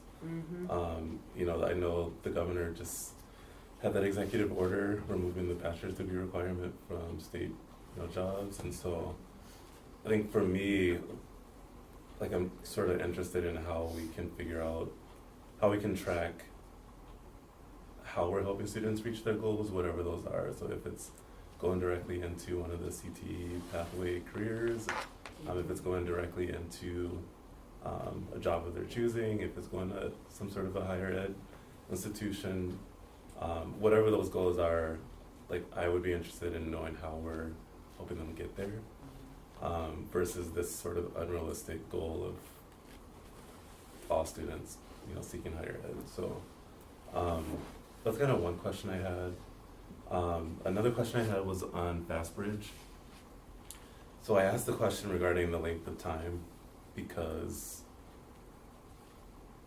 I was also wondering if we did a 2-hour-ish FastBridge assessment, if we'd see similar results. One of the questions I do have on that is, do we have data that shows how we compare to other districts in Minnesota? So I know we have like that national sort of benchmark data, but do we know other districts that are using FastBridge? Are we able to compare? There are many other districts that use FastBridge, but because it's not a state mandated assessment, we don't get results for other districts on it. It's more of a district adopted assessment, and so the results are not available to us. Okay, I also have some questions about FastBridge leading all the way into the high school question that you asked, so thanks for laying the work for me there. So my first question about the FastBridge is, we're looking at students that are low risk, which then indicates the opposing number is high or moderate risk students. So I guess my main question is, in your presentation you said that this information helps determine the need for academic intervention, and I appreciate that. I'm wondering, do we have any data that supports that the academic interventions are helping? And the reason I'm asking that is because we get further into the data and our risk is increasing.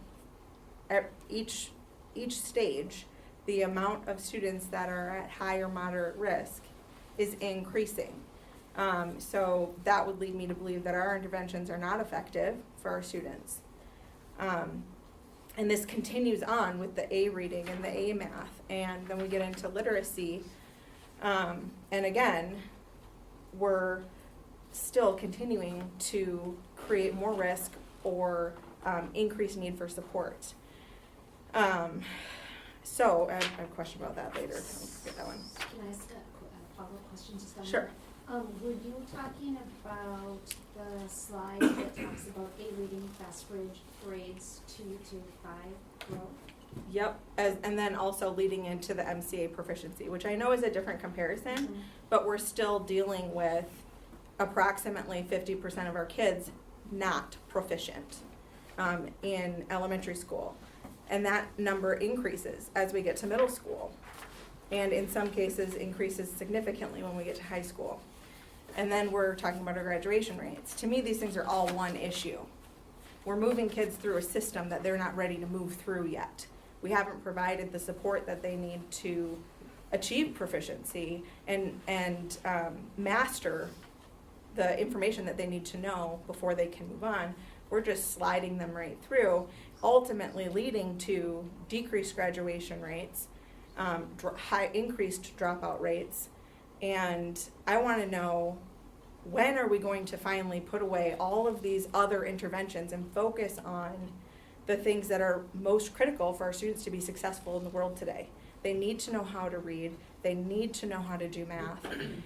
And they don't need to go to college. And I know this is an MDE thing, but understanding how many kids are going to college, and then also seeing that by year 2 or 3, many of them are dropping out. They can't afford it. But none of them should be, I shouldn't say none of them, many of them should not even be attending college yet, because we're graduating them while we're also saying that they're not proficient.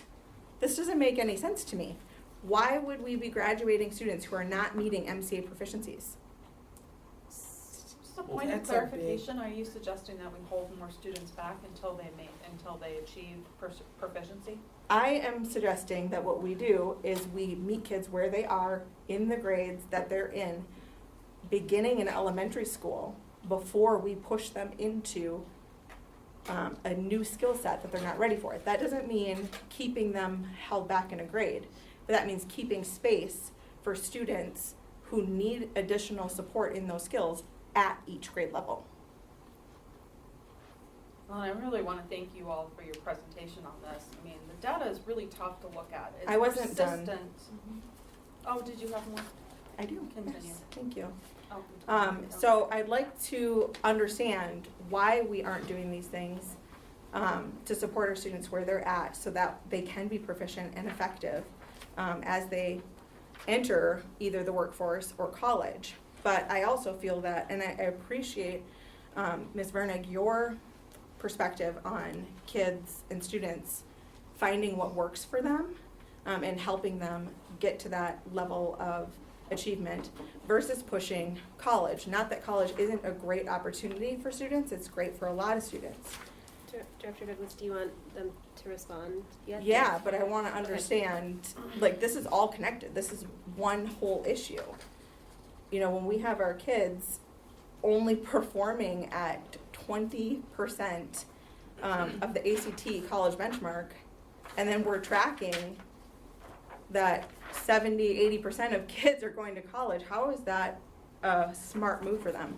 Why aren't we educating them on what a better opportunity would be for them than to incur $100,000 of debt and not be able to complete their program? Like, I just feel like all these things are just one after another of setting our students up for a less successful opportunity than they could have if we met them where they were in the beginning and brought them up before we push them into learning skill sets that they are not prepared to learn yet. Can I ask Okay, a- who's got this? Who's going? Who's got I was just this? gonna ask a quick clarifying point. In the post-secondary data that we get from MDE and the clearinghouse, is that 2-year technical and 4-year institutions? It's the broad spectrum of I know that, post-secondary. but if they aren't completing those Yeah. programs, it's irrelevant. And many of them are not completing their programs. Where did it But- I'm not sure why you're saying it's irrelevant. Help me It- understand that. My point is that it doesn't matter if it's a 2-year institution or a 4-year institution. If they're going to the college and they are not completing the program, it doesn't matter which level of program it is. What matters is that we've still sent them into a situation that they were not prepared for. But Director Douglas, we can't make that correlation because there's times that people may not finish a program, that it could be through funding, it could be through life changes. We know it that, could but there's be extensive through- research to show that. There's extensive research the other way too, though. There is, but we know that There's many students. But there's many reasons why people don't complete schooling. I would say Completion one. data. We didn't Yeah. share the completion data this time. We do have completion data that we can share out, and I can follow up with that information. We have a. I'm more concerned about the process to how we get here. So One I of the think that- questions was about, I think, the effectiveness, I thought. Yes. Heather, of the interventions. Yeah, And so this is talking about students making typical and aggressive growth. So as you can see, the students that are at the highest risk have the highest growth rates. So that those are the kids that are up there that are over here, that high risk. They are making aggressive growth and typical growth at a higher level because of the interventions. But that doesn't mean that they're proficient. Our numbers of proficiency still indicate that 50% of our students are not proficient. Which is matching the state level. And That's nothing to be proud of. I'm not saying that it is, but I'm just saying that our MCAs, our Minnesota Comprehensive Assessments, were designed to be a very rigorous assessment. And as they compare nationally with other state assessments, ours are much more rigorous than most of the states. So we have a lower percentage of kids that are proficient because of the rigorousness and the complexity of the assessments that we give in Minnesota. That's how it was designed by the people that designed the assessments. So we can go back and do that kind of comparison too, because we have that information that we can share. Interesting. I mean, I've heard so many of our teachers and staff talk about how MCAs are not effective as a measurement tool, but now you're saying it's rigorous. I'm saying that our MCAs are more rigorous statewide than many other states, and that's how they were designed initially for this kind of a benchmark, for 50% to be proficient, 50% not to be proficient when they were designed and as they go through. So we can go and we can look at other, they've done comparisons.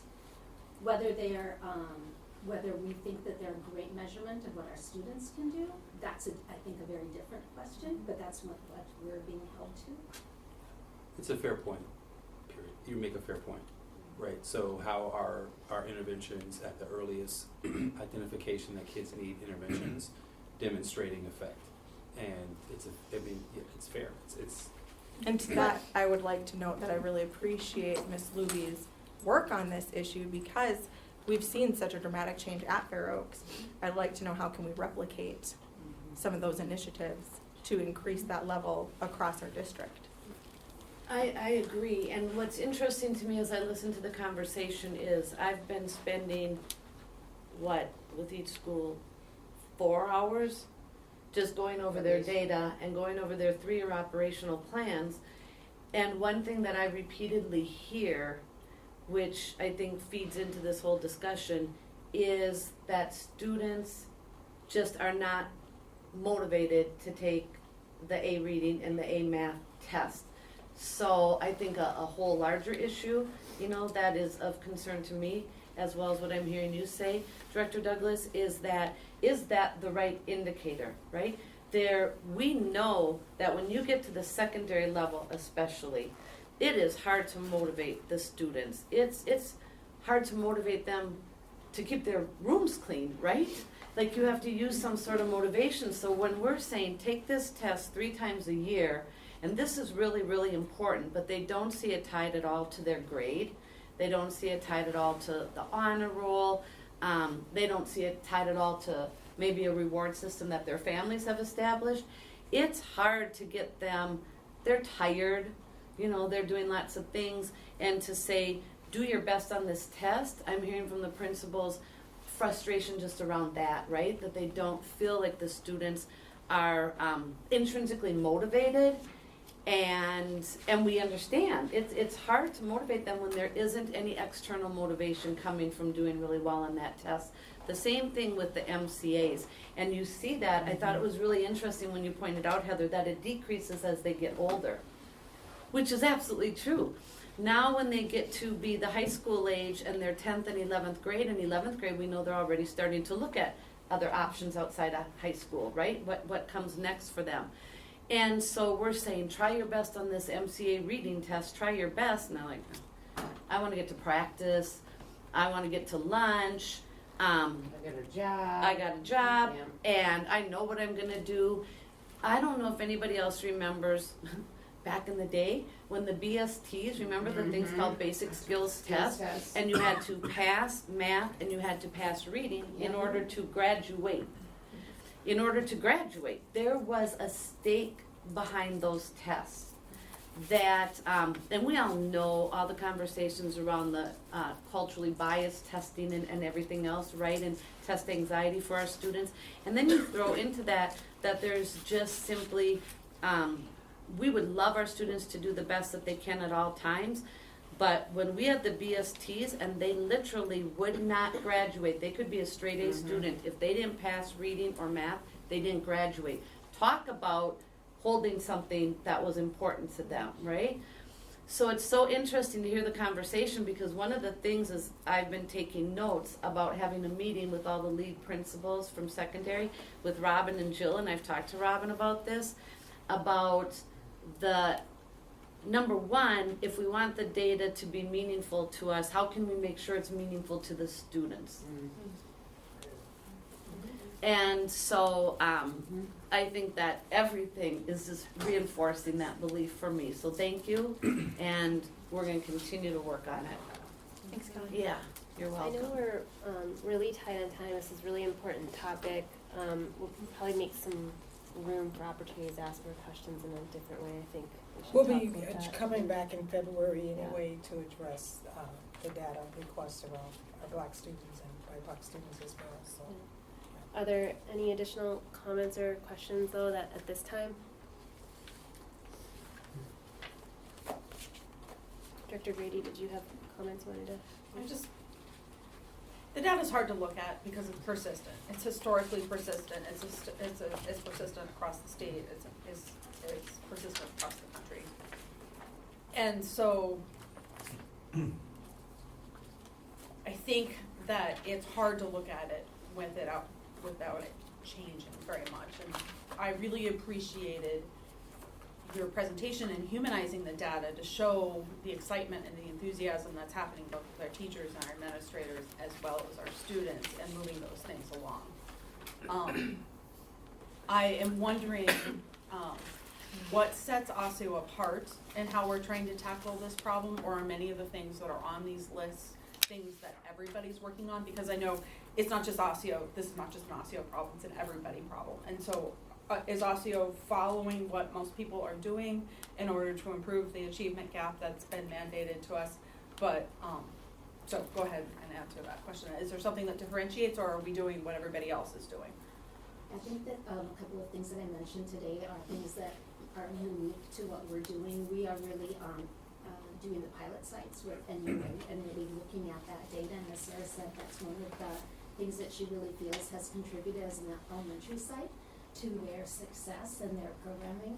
So that's something that, as Sarah's in the 5th year, she is the site that has been in it the longest and has seen some really great growth around that. So that is something that is unique to Osseo. There aren't a lot of sites around us that are really engaging in that work. And also becoming, all of our secondaries engaging in AVID, that we've seen great growth with students that have had AVID and have that experience. And now that we're going site-wide in our schools, we're having that opportunity for students to engage in that during advisory and other classrooms, because they're learning those AVID strategies to implement across the system. So I think those are two things that are unique to us. There's probably a whole list more, but I don't have them on the tip of my tongue. Yeah, and just one more thing, I just want to appreciate the conversation of looking at the data.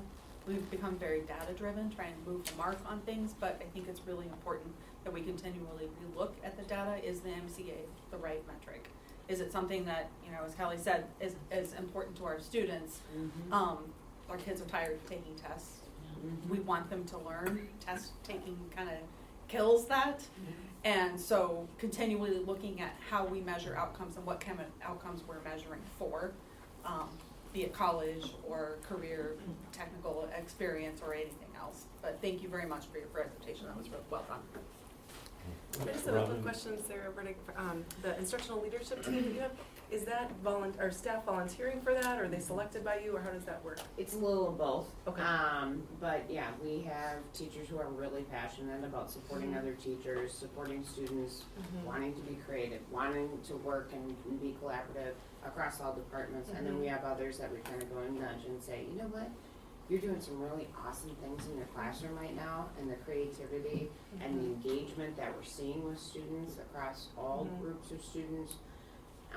You'd really be an asset to this, and then they come and it's much more motivating, as you know. It's easier to hear from your peers than it is to hear from your boss.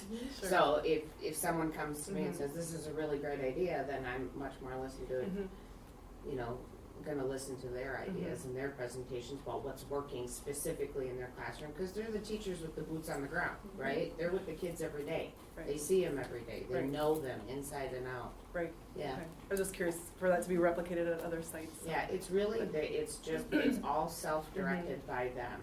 We're just there to help provide the supports.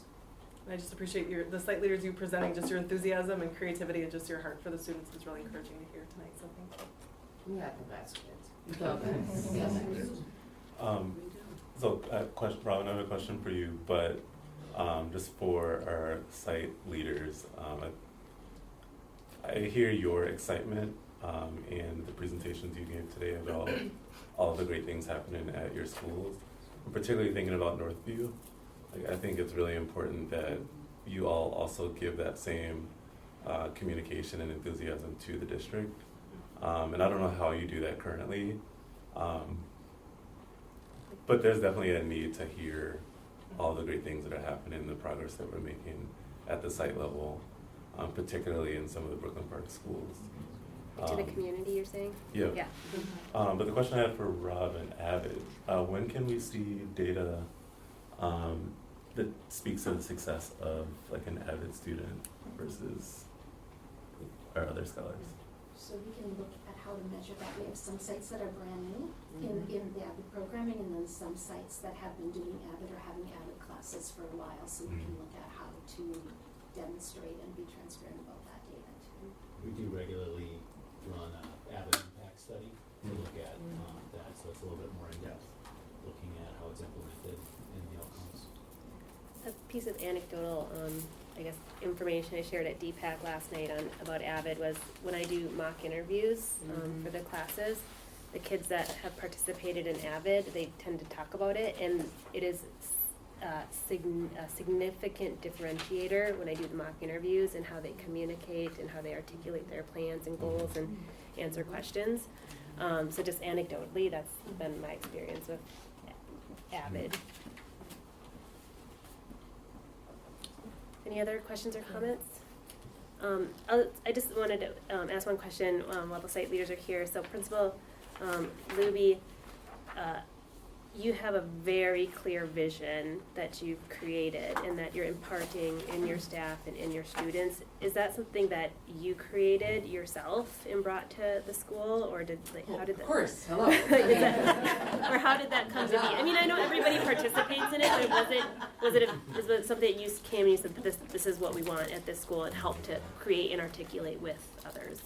There's two things I'll speak to on that. Prior to my arrival at Fair Oaks, the principal before me had been very long-standing and had done an amazing job building a school that was very much rooted in social-emotional learning and community and taking care of each other and really supporting the whole child around social-emotional needs, which primed me to be able to tap into my strength of instructional leadership and say, all right, we're really good at this, but now we gotta push these kids a little bit further here. And with that, I have, similar to what Sarah has, I have a core instructional leadership team that is comprised of my instructional coach, an academic coach that I hire specifically at Fair Oaks, my lead Title I teacher, and my SDAS. And we meet as a core team, but really my building leadership team, which is comprised of a grade level leader and then a representative from my SPED, EL, and electives department, really make the instructional decisions. Like Sarah, I empower them first to be the leaders and out front with this work, and I can steer it to be the vision of where I'm going, but get them to have the buy-in and take their ideas to really take it then to their grade level teams or PLT teams, which at Fair Oaks meet weekly, and they do the teaching to their colleagues, which then impacts the kids in the classroom. And so I really, like Sarah, try to build that collective efficacy of everybody and empower teacher leaders to be able to take that information forward first. But really we build a collective vision together. Yeah. Well, and with that, it's exactly a point that I want to make, which is sometimes we bring consultants in to tell us what we need to do, and I think everything that we looked at tonight and the solutions that need to be generated, which I really appreciated. The presentation did a fantastic job of the data, the examples of the site plans, and then the real life demonstration of things that are happening. I think that we have that collective vision. I think we have the skills. I think we have the capabilities to solve this problem inside out. And I would strongly advocate that we build the solutions from the inside out and not go the route of consultants in this area in the future personally, because I think all of you demonstrated very clearly what is possible that we can do and take and replicate and change the results. So thank you so much for coming and sharing. Thank you Just for the as a side presentation. note, all three leaders, site leaders here are on our steering committee for our instruction, or for our Reimagine Learning Leaders meetings. So we are designing learning leaders to really focus on instructional leadership. And we're Shocking again. Right, have their voice in that. I would also add, so Sarah didn't probably share as much as she could have shared. So Oh, for real. Yeah, you all are. They're also being featured in a publication coming out that's showcasing some of the instructional best practices for literacy work. It's coming out by TC Press later or early next year. And she and her coach wrote a vignette for that text, highlighting the work that they're doing. We studied Fair Oaks as we were looking at the other 5 pilot sites to do exactly what you're saying, Tanya, to replicate what we're seeing that's working and how do we know it's working. And so there's an extensive study going on of the work that's happening there. It is in partnership, though, with the National Urban Alliance and Yvette Jackson's Pedagogy of Confidence and the 7 Operational Practices, and trying to use that framework for how basically, I think in just concrete terms, what good teaching looks like, right? That every kid gets access to great, high-quality core instruction, and that's our year-long focus for the year for all of our leaders. And then both of our other leaders talked about the role, I think, of AVID, and AVID is also a framework that helps us boost high-quality core instruction, be it critical reading strategies or looking at inquiry or any of the WICOR, the WICOR. Each of those letters stands for a set of strategies to help students become college and career ready. So yeah, I wanted to underscore that. And just the other piece I would offer, so it isn't that, Director Douglas, that there aren't a lot of efforts underway at each of the tiers, right?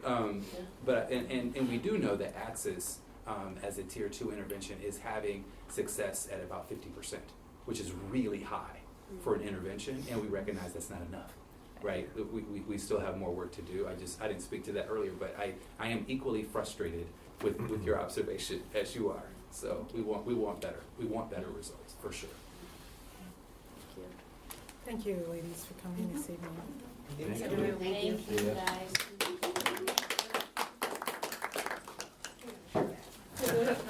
And Tom. Excuse me.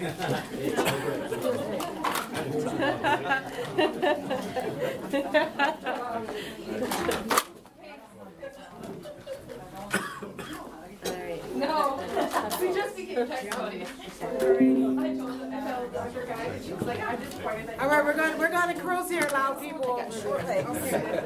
So next we have long-range financial planning, budget parameters. John, if you want to introduce your group that you have with you, please. Yep.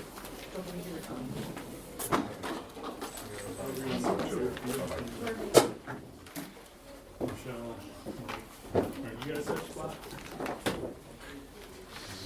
Come to the, oh, we're up there. Come to the table. Sherry made you a sign, you know. Like, do I have to? Listen, you gotta sign, you gotta go to the table. All right.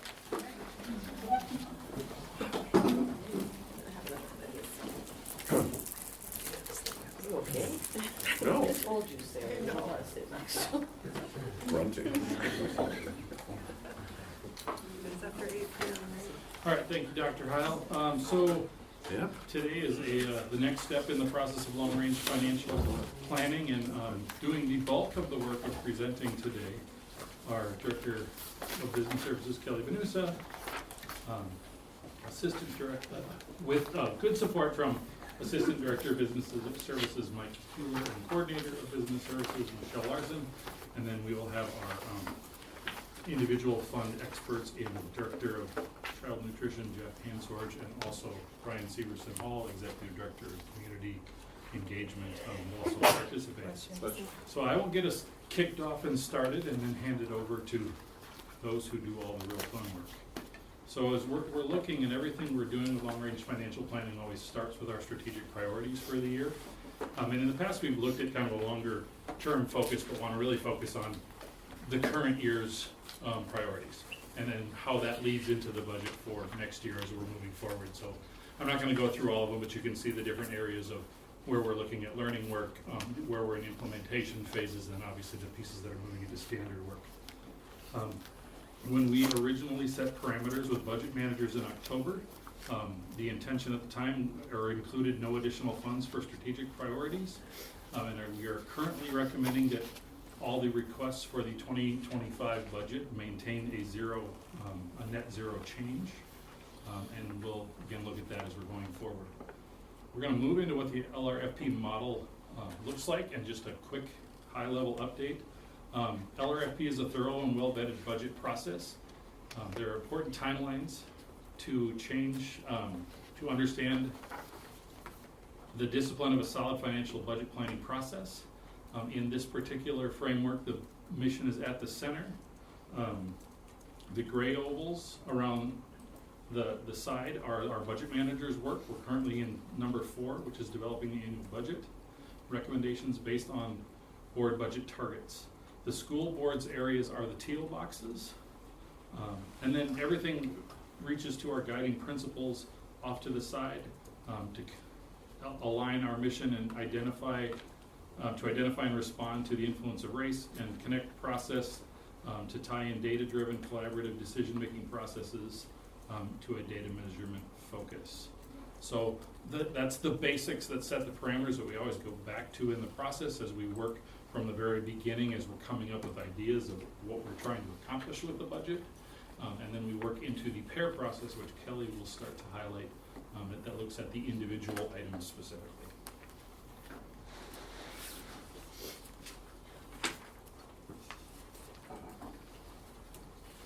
You're frozen?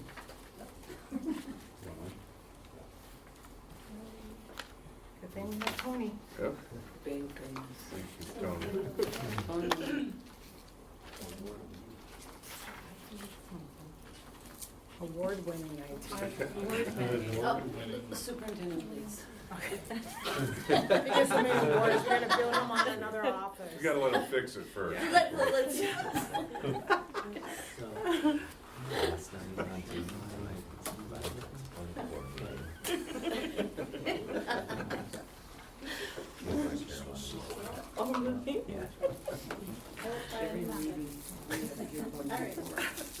Was it cybersecurity, Anthony? Nope. Wait, the legislature is spoke in listening, that yes. Anthony, I know how it feels. The professional jealousy. I have an old laptop that works. Okay, so we're gonna go on to the PAIR narrative. So that stands for our Program Efficiency, Abandonment, and Redirection narrative. So the PAIR that's on the screen here, it asks 6 key questions. So what resources are being requested, a summary or a description of the proposal, and then it identifies and responds to the influence of race and culture in the development of that request. And so it's connected to our mission and strategic plan in that way, and to our guiding principles that John just referred to on the framework, the model. And so it also asks number 4, it asks what data will be used to measure those results. And then how does the request support equitable student achievement? So again, it's a process connection to those guiding principles. The 5th item is it's a proposal impact, so what's the rationale for that request? And then 6 is the last question, and it's around media requirements. So we want to make sure that we're in compliance with any school board policies, and then also any statutes. If some things can go outside those parameters, then we're probably looking at our legislators in that regard. So the PAIR narrative is used when completing our LRFP analysis at our January 19th long-range financial planning advisory team meeting, and it's got a continuous improvement process built into the long-range financial planning. And it utilizes surveys, and then also at our April budget manager debrief meeting, we then review all that feedback for any potential changes to the process for the next year. Sliding.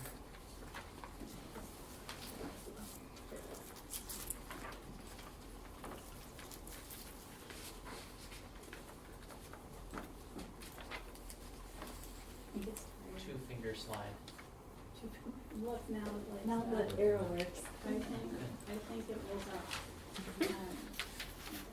So the next item is item 4, and this is our fiscal year 2020 to 2025 school board approved budget adjustments that impact programs and services. So again, this document shows our revenue and expenditure adjustments for the past 4 years, the current year, and then projection 1 year forward to next year. So when possible, we keep those reductions as far as we can from direct instruction. So if we look at fiscal year 2020, so the first column on this document, we have added $381,000 for class size outliers due to enrollment increases. And then we also added in that fiscal year $195,000 for co-located services for just 1 year outside of that long-range financial planning process. And then what we did is we redeployed $1.4 million, so a net zero impact, to do something different in 21. Then in 21, we eliminated the $195,000 for co-located services, because that was just a 1 year item. And then we added $343,000 for strategic investments. And then we utilized in that year a combination of revenue increases and then redeployment of $1,868,000. Again, that zero impact. Then in 22, we reduced $2.4 million due to enrollment decline in 21. And then we added back $2.8 million for strategic investments. In 23, which is the year we just closed out, we added $1.1 million for strategic investments and then added $2.4 million for learning loss. And then we utilized federal dollars for 2 years with a net zero impact. And then in 24, the year that we're currently in, we added $1.2 million for class size outliers due to projected enrollment increases. However, those are going to be eliminated at our mid-year revision due to our enrollment being less than projected. And then we also reduced $206,000 for safe schools enrollment.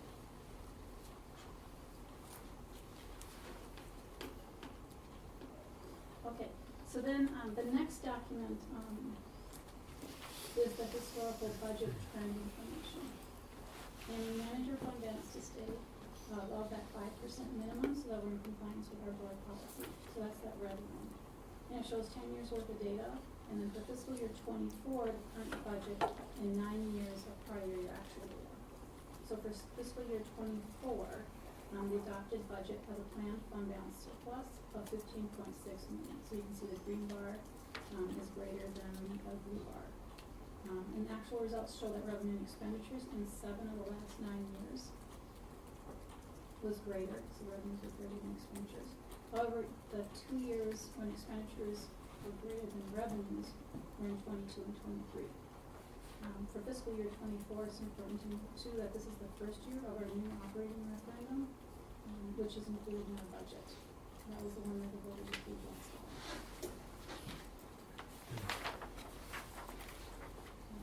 This next document is multiple pages, and it provides details for our general food nutrition, community service, and capital funds. So these are what we call our organizational complements. So those are our summaries by division. And they utilize that long-range financial planning process for budgeting. They document our change from year to year. And this document is also on our website as part of our larger budget document for fiscal year 24. So this is really a good summary of it showing what it is we buy in any given fiscal. So now hopefully this works.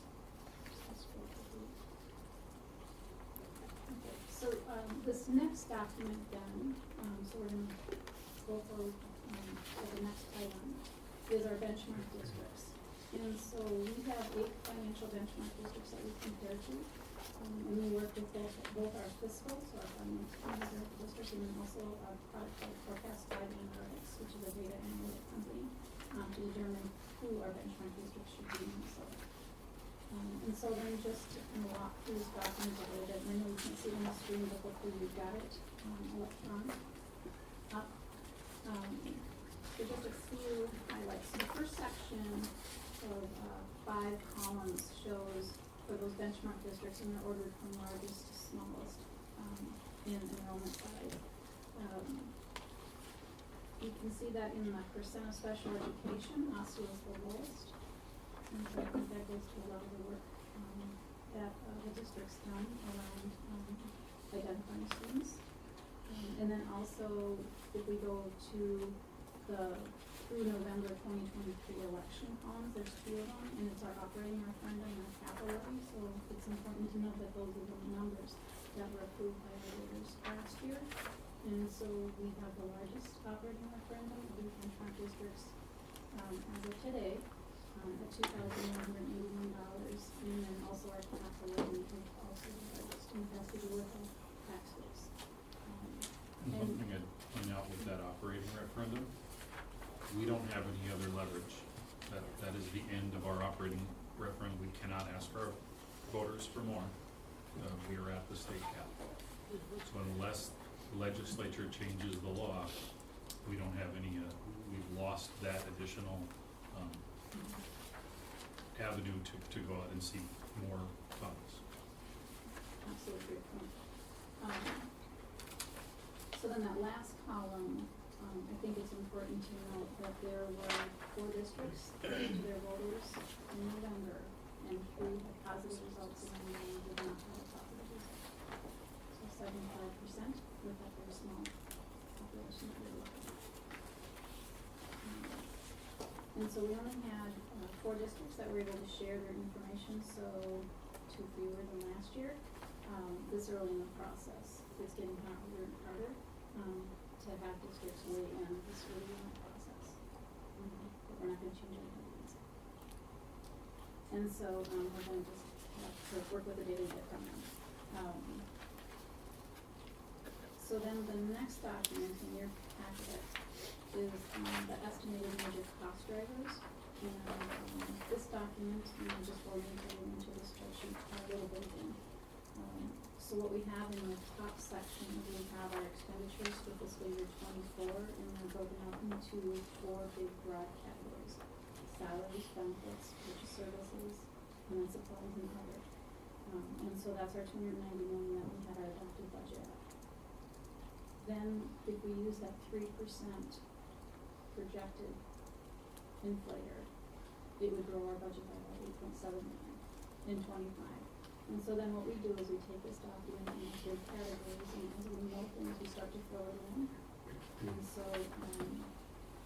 that's what we've done so far in this document. So this is our starting point for expenditures, and it's based on that prior year trend that's built into year 2 and the total items that we know. So at this point in time, we've already identified 1.79% of the 3%. Or in other words, we have 1.29 left to get us to the 3% that's in our production list. Kelly can actually keep projecting your voice, so it picks up. Thanks, son. Okay. Next document is our fiscal year 25 budget planning timeline for operating fund budgets. And so this document highlights key dates in the process.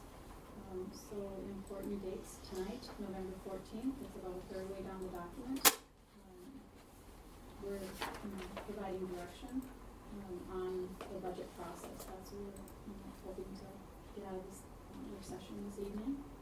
And then November 17th, which is Friday, we're going to bring our budget managers together and listen to their initial thinking about 25 requests. And then November 30th, we're going to bring our budget managers back again and learn more about what steps they're going to take for next year. And then on January 19th, we're going to bring our long-range financial planning advisory team together to weigh in on those requests. And then on February 6th, we'll have a work session where we'll share with the board an analysis of all this data. And then on February 20th, we'll ask the board to take action on the adjustments.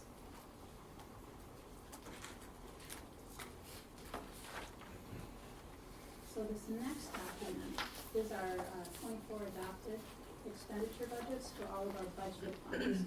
So we utilize this process for all of our funds that we budget for, except for the one that's in orange in this here pie chart, and that's our debt service fund. So the pie chart shows how big the funds are in relation to each other. And we have $353.3 million that we budgeted for at the beginning of fiscal year 24. So with that, we're getting to now the final documents. We're going to review the general fund 5-year projection next for the general fund. So the other funds being presented tonight are going to be using that same format. And this is a high-level visual organizer for our financial forecast. So the top section of this document shows the revenues, expenditures, differences, fund balance amount, and then percentage for a 7-year window with actual results for 22 and 23. Our adopted budget for 24, and then projections for 25 through 28. So you typically see on this document, you'd see some operational adjustments under the chart. There are none at this time. The assumptions section shows the revenue and expenditure assumptions being used for 25 through 28. We have revenues increasing based on changes in legislation this past spring.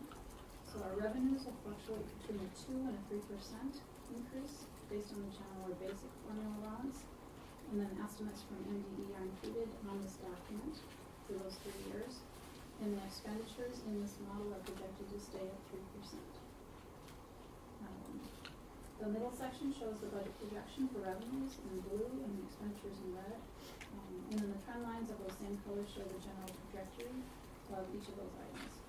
So as you can see, in looking at the information on this page, expenditures are starting to projected to outpace our revenues, beginning in fiscal year 26 by almost $4 million.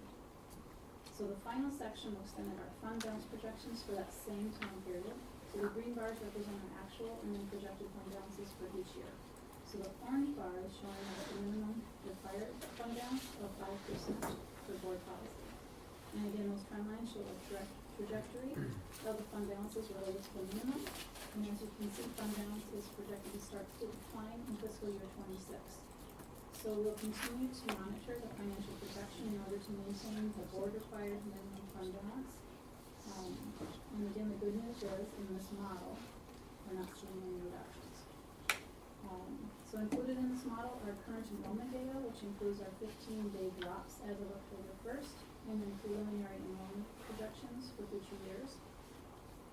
And the enrollment data in these models will be updated when those enrollment projections are finalized. So as John shared, we will not be creating any strategic investments this year due to our current financial projection. So what we also have to add back in 25 is the $9.7 million that we paid for in federal funds in 23 and 24. So that's state budget reduction in 23 and 24.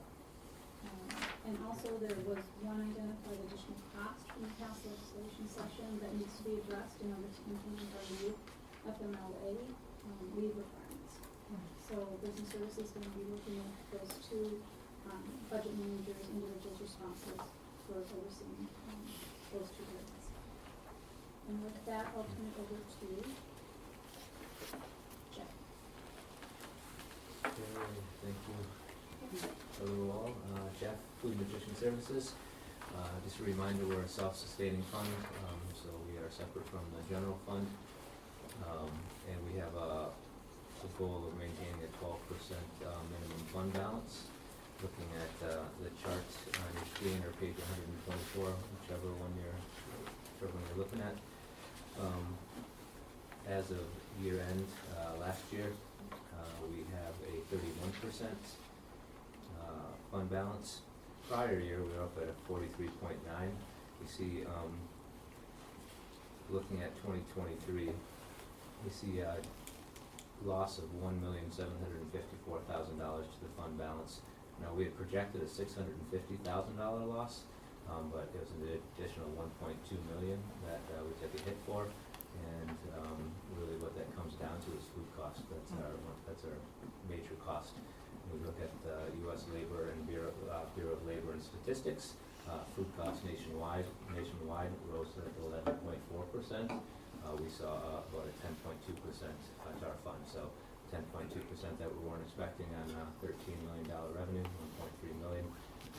Pretty much where it fell on that additional loss.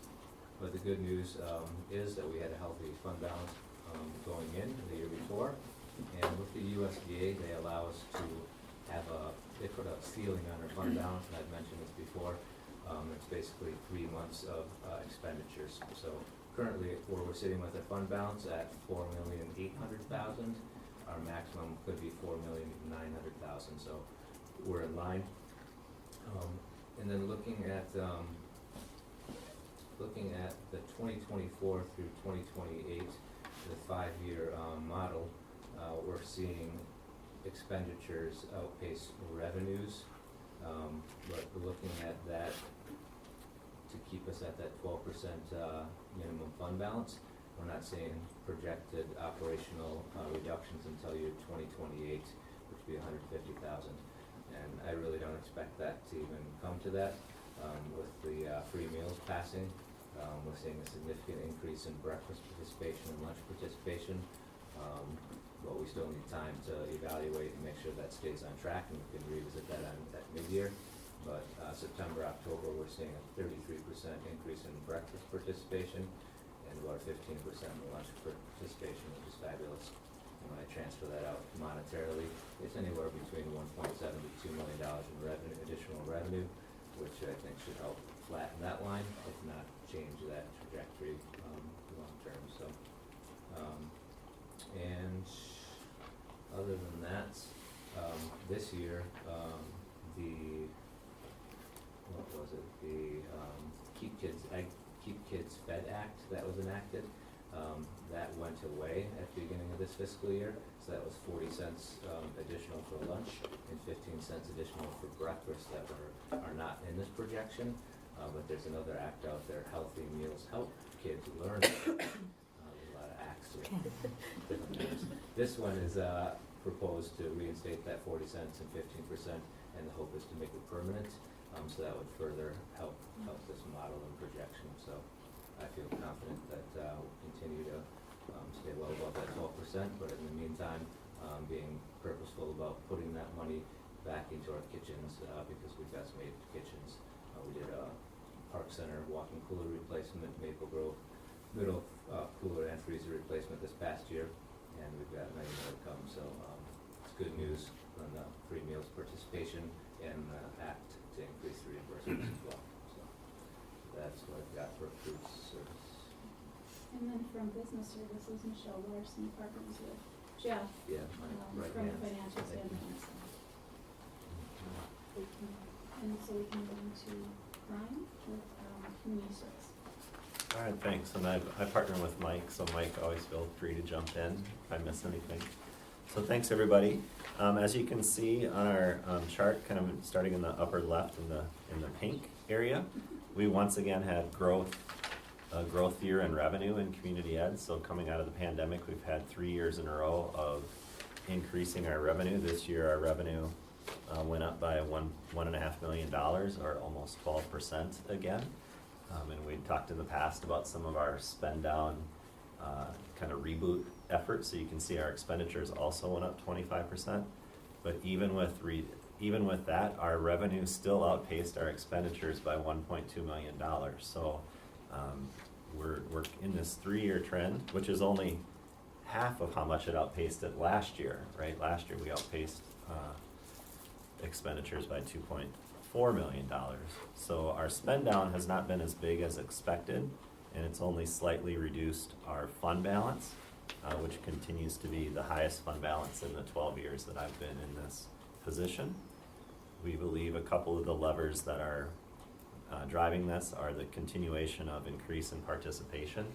So anytime we're able to find a staff person to add to a program and make an offering, they fill, right? So it's not as simple as just saying, well, make more offerings. Well, we have to find the staff to make the offerings, and then when we do, they fill. So we're thrilled about it, but it is a dilemma when, as all of you are aware, I'm not a huge proponent of a big fund balance because we're not a for-profit organization, right? We're putting the money back into the program. So that's one lever. The second lever is expenses. Staff expenses tend to stay low when you don't have any people to substitute when your staff are gone, right? So we continue to have low to no expenditures in substitutes because we simply don't even have enough people to fill the need that we have, primarily in programs that hire part-time hourly staff such as KidStop and our building supervisors who help us with the community use of school facilities are our two main areas. But with that, next steps. I would say this is going to sound really broad when I say it, but I think it's now a realization that we're in a new normal. So some of the levers that I've talked about in the past just aren't true anymore, right? So how we're delivering our business model is a little bit different. And now that we've had 3 years in a row of consistency, I think it's time for us to kind of re-examine what we're doing. Some of that you'll see in the pair process, which I can't speak to because right now pairs are still, what's the right word, confidential until in the next couple of weeks, but you'll see some of the things that we're trying to implement to react to this new model. One thing that we already have implemented that we'll be communicating with parents shortly is we are freezing all of our fees for KidStop and 4-Star for next year, so they'll just stay right where they're at. And then the other thing that we're working on is what might it look like for all of our multiple programs to have a more aggressive sliding fee and free scale like we do in EC and FE. I think that's a possible lever that we can do that's outside of the typical pair process. So those are a couple things we're looking at.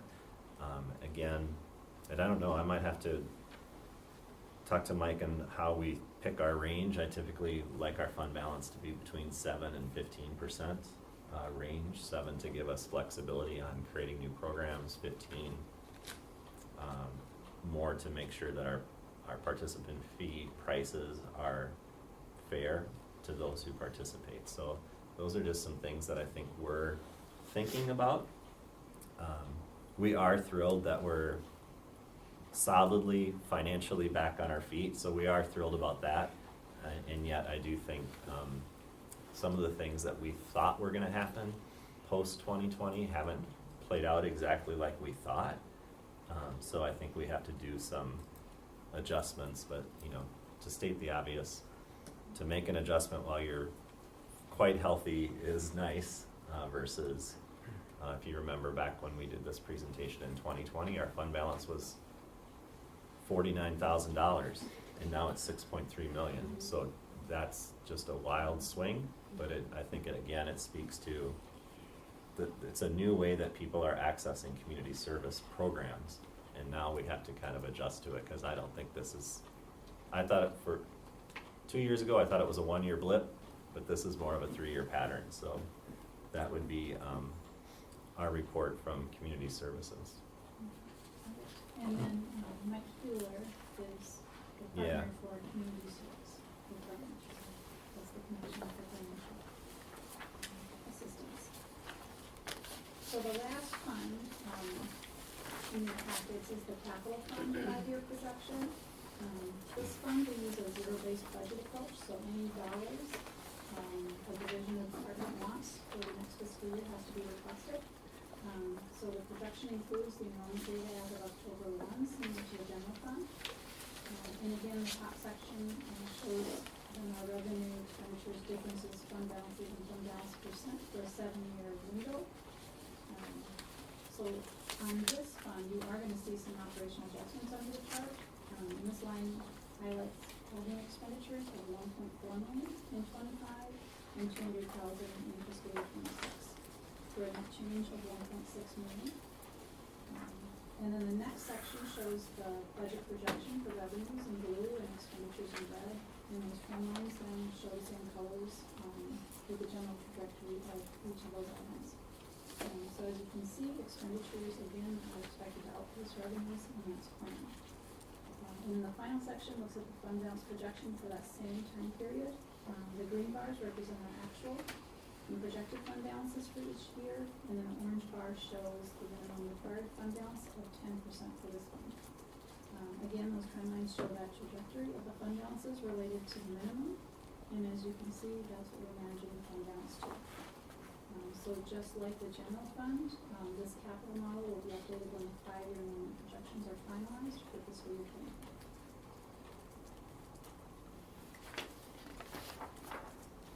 With that, I'll turn it back to you for any questions. Thank you. Board members, questions or comments?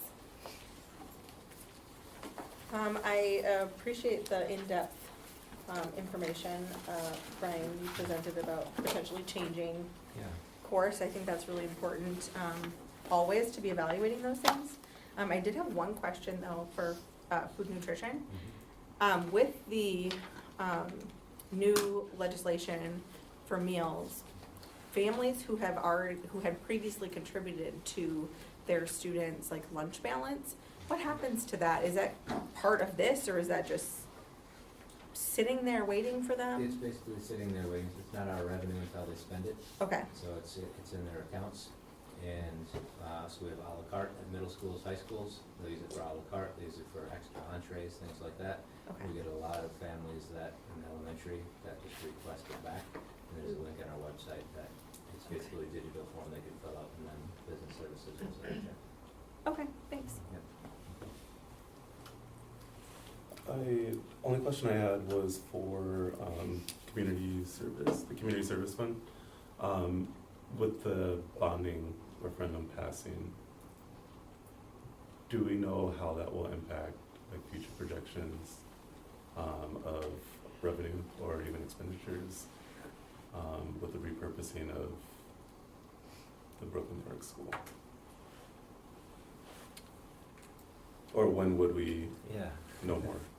Well, I think my first answer is yes. I think it will. You know, I know one of the things we talked about in our plan is elementary schools each having 2 early childhood classrooms dedicated to them. You know, so that gives us an opportunity to expand our pre-K programming, because VPK is not the only pre-K program in our school district. You know, we have ECFE 4-year-old programming as well as 4-Star Express. So I think that's as far as things that have been shared. I wouldn't go too deep on I think the repurposing is still being decided, you know, so, but I think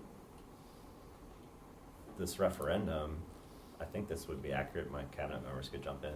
This gives us all an opportunity when we're making improvements to facilities or expanding at some of our high schools and different things like that. It gives us opportunity to serve more kids or serve them in a different way. So I think, I believe all of our fund areas are going to benefit and have an opportunity to explore kind of what we're delivering, Thomas. That's how I would answer it. And as I shared, I think we have opportunity already with how we're our own self-sustaining fund. So the fact that we've got some wiggle room in a fund balance again, I think we already have some opportunity to decide. Like last year, we piloted a part-time middle school options. We could just expand that this summer from one example, right? That was one of those areas where it's like, hey, we've got some seed money, let's spend it. And I think that's just a good example of where we can expand. But I wouldn't speculate on anything that we haven't made decisions as a. I know K is hard to work, but it has only been a week, so I don't think we've got everything laid out quite yet. Yeah, we're just at the learning phase right now. Yeah. And one more point on community ed. So your program serves not just children. It serves seniors, and so there's a lot of interest in growth and additional opportunities coming from the communities beyond just young people. Yeah, and we haven't announced it yet, but on Tuesday, our CPAC team to that point, we are gonna be investing some money into the community. We're gonna offer a event on May 11th, a community event, focusing on adult mental and physical health.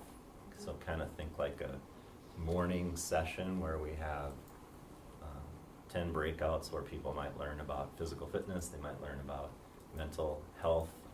So we're gonna offer some samplers to the community free of charge. So that's an example of kind of a free thing. So yeah, we're kind of looking at different ways we can provide more opportunities for the community, and that'll be adult focused, right? It won't be youth mental health.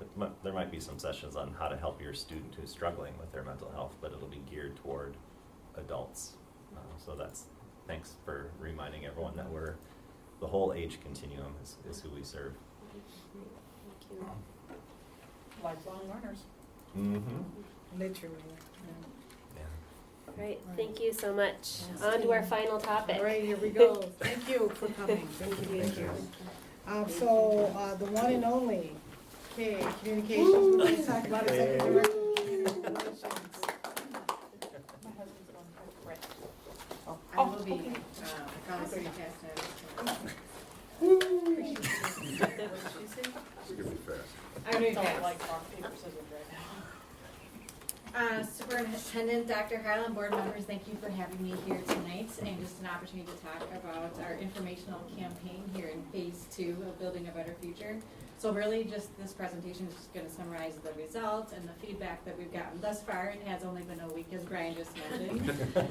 And just kind of what some of our next steps are, and John is here too, he can jump into on some specifics if you have, again, it's only been a week, but some specifics on potential next steps here. So this is just kind of a quick look back at kind of where we have been. So before January 2023, we've had community-based advisory committees really taking a deep dive into facility needs, and our strategic plan process helped with this as well.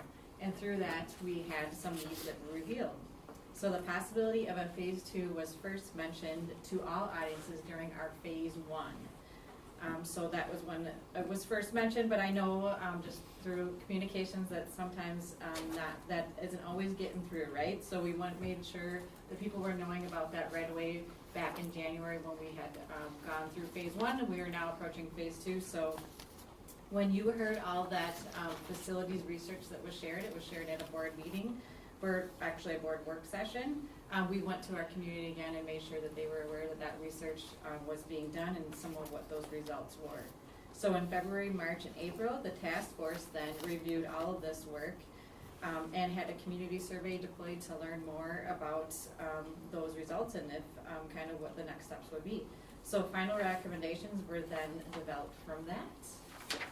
In May, the school board made the decision to hold a bond referendum from that information after the task force, and Superintendent McIntyre at that time recommended doing so. A phase 2 update again was shared with all of our audiences. And then in August, the informational campaign really kicked off. So schools and sites learned about phase 2 and the steps for the informational campaign. The fall informational campaign then kicked off on August 20th. And the Minnesota Department of Education also in August approved both proposed facilities projects. Early voting started September 22nd, and election day was just this last Tuesday, November 7th. And since last Tuesday, our community relations team has been debriefing with leadership throughout the district, staff, community members, just to kind of see what the overall feedback is, and then this will kind of continue in the weeks ahead, just because we want to make sure the goals that we've had, which I'll mention here in the next few slides, that we've met our goals along the way. So similar to phase 1, these are very familiar probably to you. We had very similar communication goals this time around as well in 2023 in phase 2, but we wanted to ensure an informed voting public, to equip our key stakeholders to be trusted ambassadors, to minimize surprise voters, to encourage participation of key stakeholders, to minimize misinformation and correct it immediately, to comply with legal requirements, and last but not least, to build pride in our schools. So there are a number of communication strategies used to reach the goals and objectives, including providing concise information in everyday language, maximizing the use of school-based referendum teams for local impact messaging. That was the groups that met in early August to kind of learn more about phase 2. Utilizing one-to-one communication whenever possible. Maximizing the use of personal social media pages. And then focusing on rapid response to questions, rumors, and misinformation. Ensuring audiences knew what happens if the question were to pass or if it were to fail.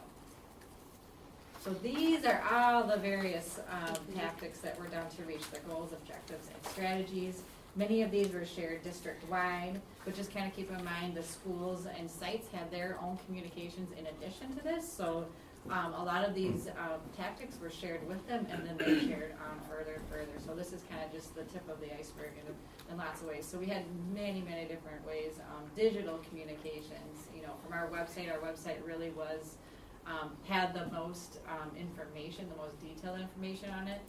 If we heard a question pop up, many times if we heard it surfacing over and over again, we would add it to the website, so it really held the most information. We made sure our staff members were equipped with key messages. I'll show on some of the slides here, but they had badges on just so that they could reflect back on them. We had newsletters, presentations, emails, voicemails, text messages, social media posts, on, and event announcements. So if you were at maybe an activity or school events, you would hear about the referendum. Videos, which we'll show one in a minute here. Monitor TV displays, outdoor signs, banners, posters, flyers, our newsletters that go to all community members. We had also in our community ed booklets that are shared out to many residents as well. There were spots in there. We had a required Merrill that we sent out. Community meetings, we have 3 informational meetings, but we attended many meetings beyond that as well. News covered us, and then emails and phone hotlines, which were a bit busier this time around.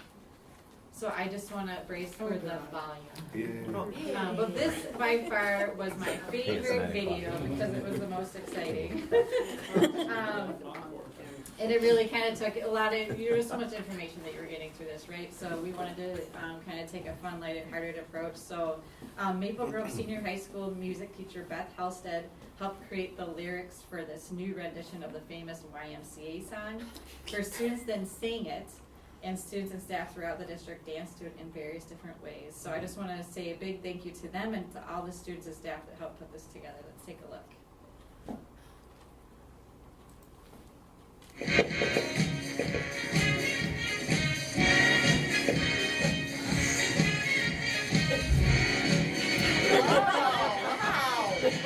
Let's go. What make you doing? I said, let's go. It's for your future's sake. I said, let's go. Let your voice be heard loud. There's one school question to answer. Let's go. On November 7th, I said, let's go. It's time for you to go vote at the polls there. And I'm sure you will see it's a way to make your voice heard. It's fun to go out and V-O-T-E. It's fun to go out and V-O-T-E. Polls are open all day on November 7th. Check your polling place before you head out. It's fun to go out and V-O-T-E. It's fun to go out and V-O-T-E. Join your neighbors and friends and your family too. Please make your choice and raise your voice. V-O-T-E. It's fun to go out and V-O-T-E.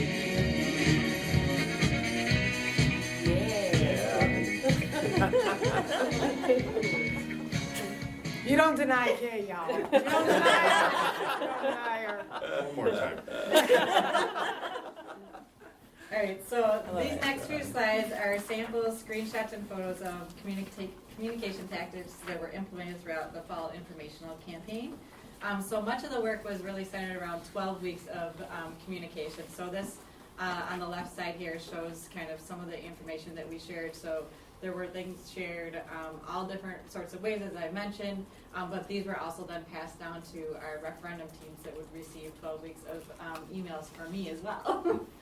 But they could copy and paste. We try to make it as easy as possible for them to utilize what we were already creating and connect with those groups and those people that they already had connections with at their sites as well and in the community. The middle here is an e-newsletter. This is our Connect. It goes to all of our parents and caregivers on a weekly basis. Right is a social media post. Here we have Superintendent Dr. Heil talking with our OARE group, our Retired Association group. This was an all-staff gathering, the first that we've had in many, many, many years. So it was a great way to share referendum information as well, but really get everyone supported and feeling good about the upcoming school year as well. So multi-approach there for sure. Here there's just an example of some of the posters. So this poster shared, if it were to pass, kind of some ways that it might be improved at this particular site. You can see examples of our flyers here and more examples here. So we had all of our high school colors were used. We tried to share like the specifics for each kind of area. So if you were part of like kind of the Osseo cluster, let's just call it, you knew what was going on kind of elementary, middle, and high school. So you could kind of see your whole path going. That was brilliant, Kay. That was brilliant. This on the left is from our, what you just saw in the Get Out and Vote video of one of our classes at Osseo Middle School. This was the kindergarten information fair at the top left here. We were predicting about 700 attendees. That was one of the largest that we've had, definitely the largest since I've been here for sure. This is at the Brooklyn Park Business Council meeting. This was actually right after, this is one of our tall banners, but this was right after we had done an interview with CCX Media, our cable station. This was also at the kindergarten information fair. We had a booth there as well. Who are those two little cuties? Those are my kiddos. They help me. Like, Mom, we don't want to go. You're coming.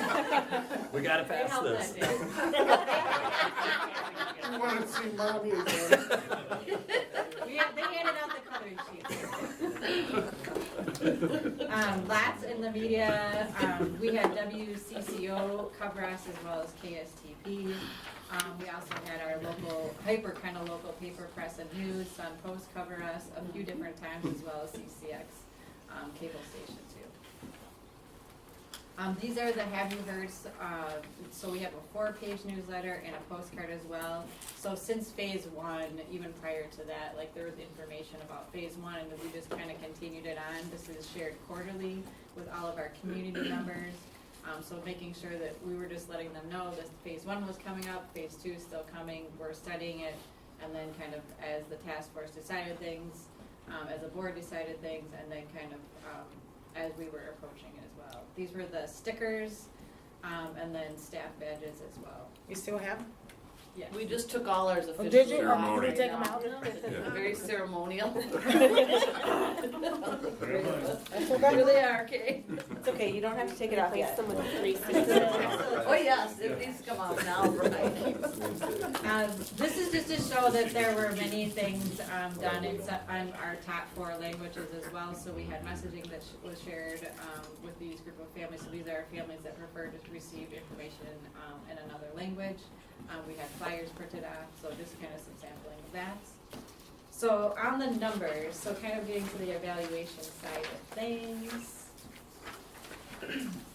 We sent 14 weeks of e-news messaging to approximately 25,500 parent and community subscribers and 3,500 staff subscribers. So 2 weeks were in the spring and 12 weeks were in late summer going into the fall.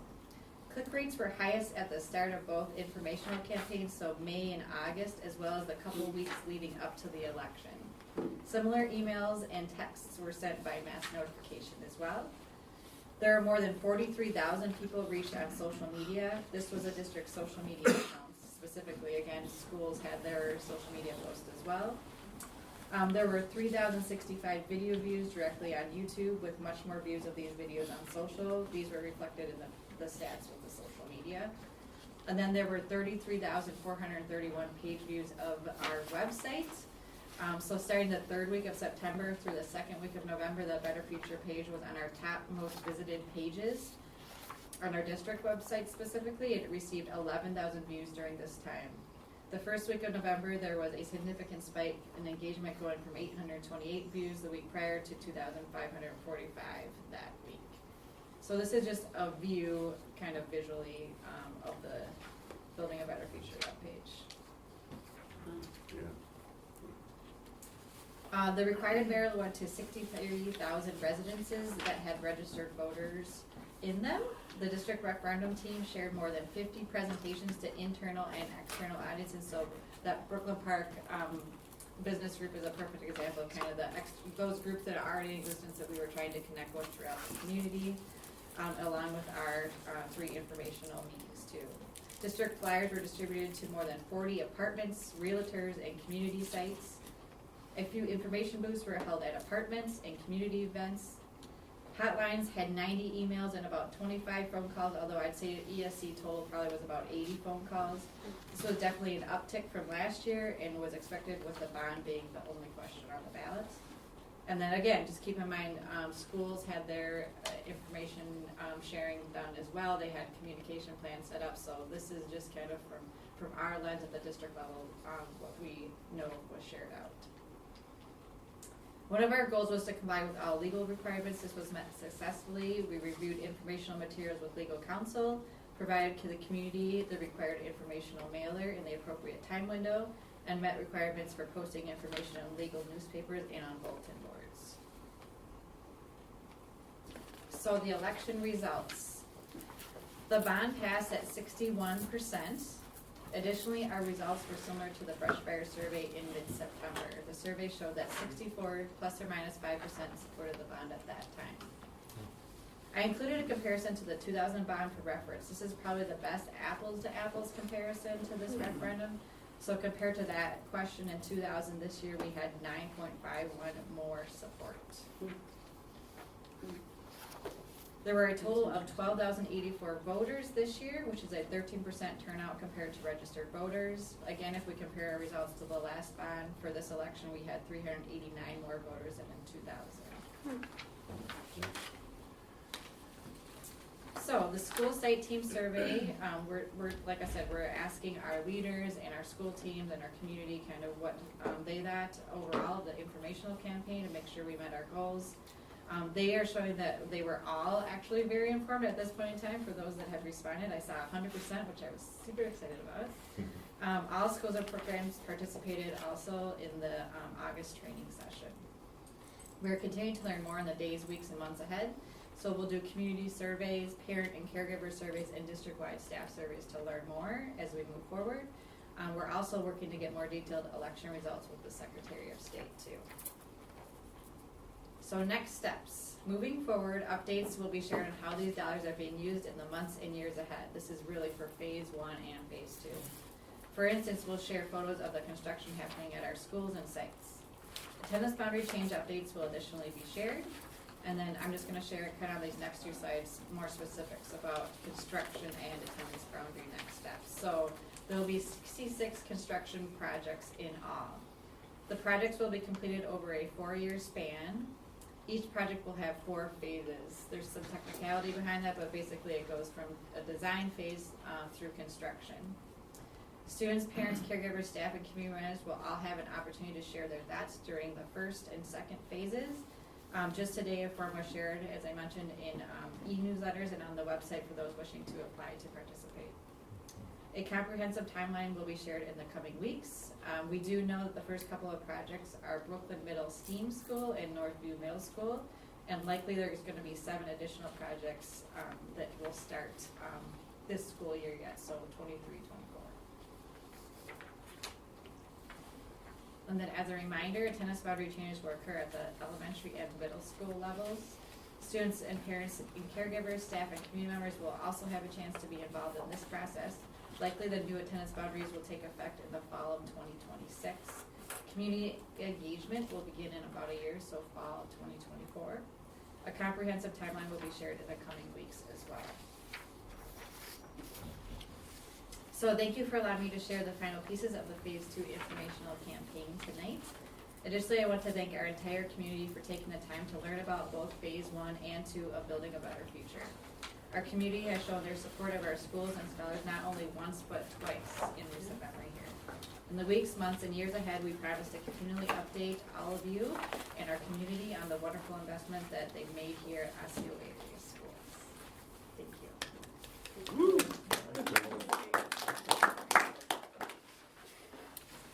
So I just want to jump in, so part of it, repurposing, I just wanted to touch base on that again. We're literally in the learning stages on that, so there's nothing immediately happening whatsoever, and we will make sure that we're constantly communicating out, having, particularly to let Brooklyn Park know we're looking at, considering what we need to do and to do it well, so there's nothing occurring anytime soon. Any other questions? I just had one question. What are the additional detailed election results that we're looking for, and what are we gonna do with that information?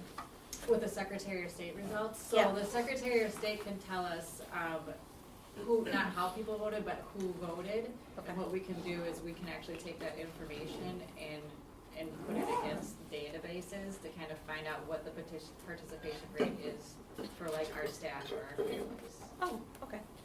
So we had that information. So I was curious, Kate, are we able to know if more parents of like elementary students voted, like that type of information, or not necessarily? It didn't get that granular, but last year I knew about a little over 60% of our parents had participated last year. Okay. But having that information in Synergy, we can cross-reference and say, these are elementary parents who showed up as voted, these are secondary who showed up as voted, so we can get that information. That was just one thing I noted, having personally an elementary school student. The highest percentage of people that asked me, how should I vote, or more information, were elementary parents. Just so I'm just curious if they're looking in that long term. I'd be curious to know. You've said so long they're gonna be in the Yeah, system. yeah. And we do want to put out, I believe it was in a new e-newsletter today, that we do have to start our committee soon for the new school. So there will be application for that, but I do want to make sure that it's on record that the new school is a district school that belongs to everyone. So we are looking at groups of people from around the district, not just one specific area. So I just wanted to make sure we put that out. Northview Middle School, that includes the new American Indian Cultural Center, is that correct? Yes. Yes. Yes, so that's part of the Yes. first phase, okay. Yes. Cool. There were a couple observations I had in looking at the voter data, which was the precincts all were within. Well, I think. Can we correct that? Yeah. Yeah. So they're at Yeah. Northview for now, but they Yes. need larger room. Okay. So where we repurpose it, they would literally have a larger area. At Northview. Yeah, in Brooklyn Park. Okay, gotcha. I'm sorry. Oh, yeah, no, a couple, observations I noticed was that if you look at the precinct level data, it was pretty consistent. So it wasn't like there was one precinct that voted one way and a different precinct that voted the other. It was like very, very consistent. And then if you look at the voter turnout and compare that as to the number of people who participate in voting for school board elections, then that percent of people who participate is much higher than when you look at the people who participate in the referendum. So even though like participation in terms of total registered voters might look small, if you looked at participation in school board races and voting, it's also small. Yeah. So it narrows what I guess like the interpretation of that it was actually really good participation. In my opinion. Okay. Any other questions or comments? Okay, wow. Everybody was speedy, only 19 minutes over. All right, we are adjourned at 9:19.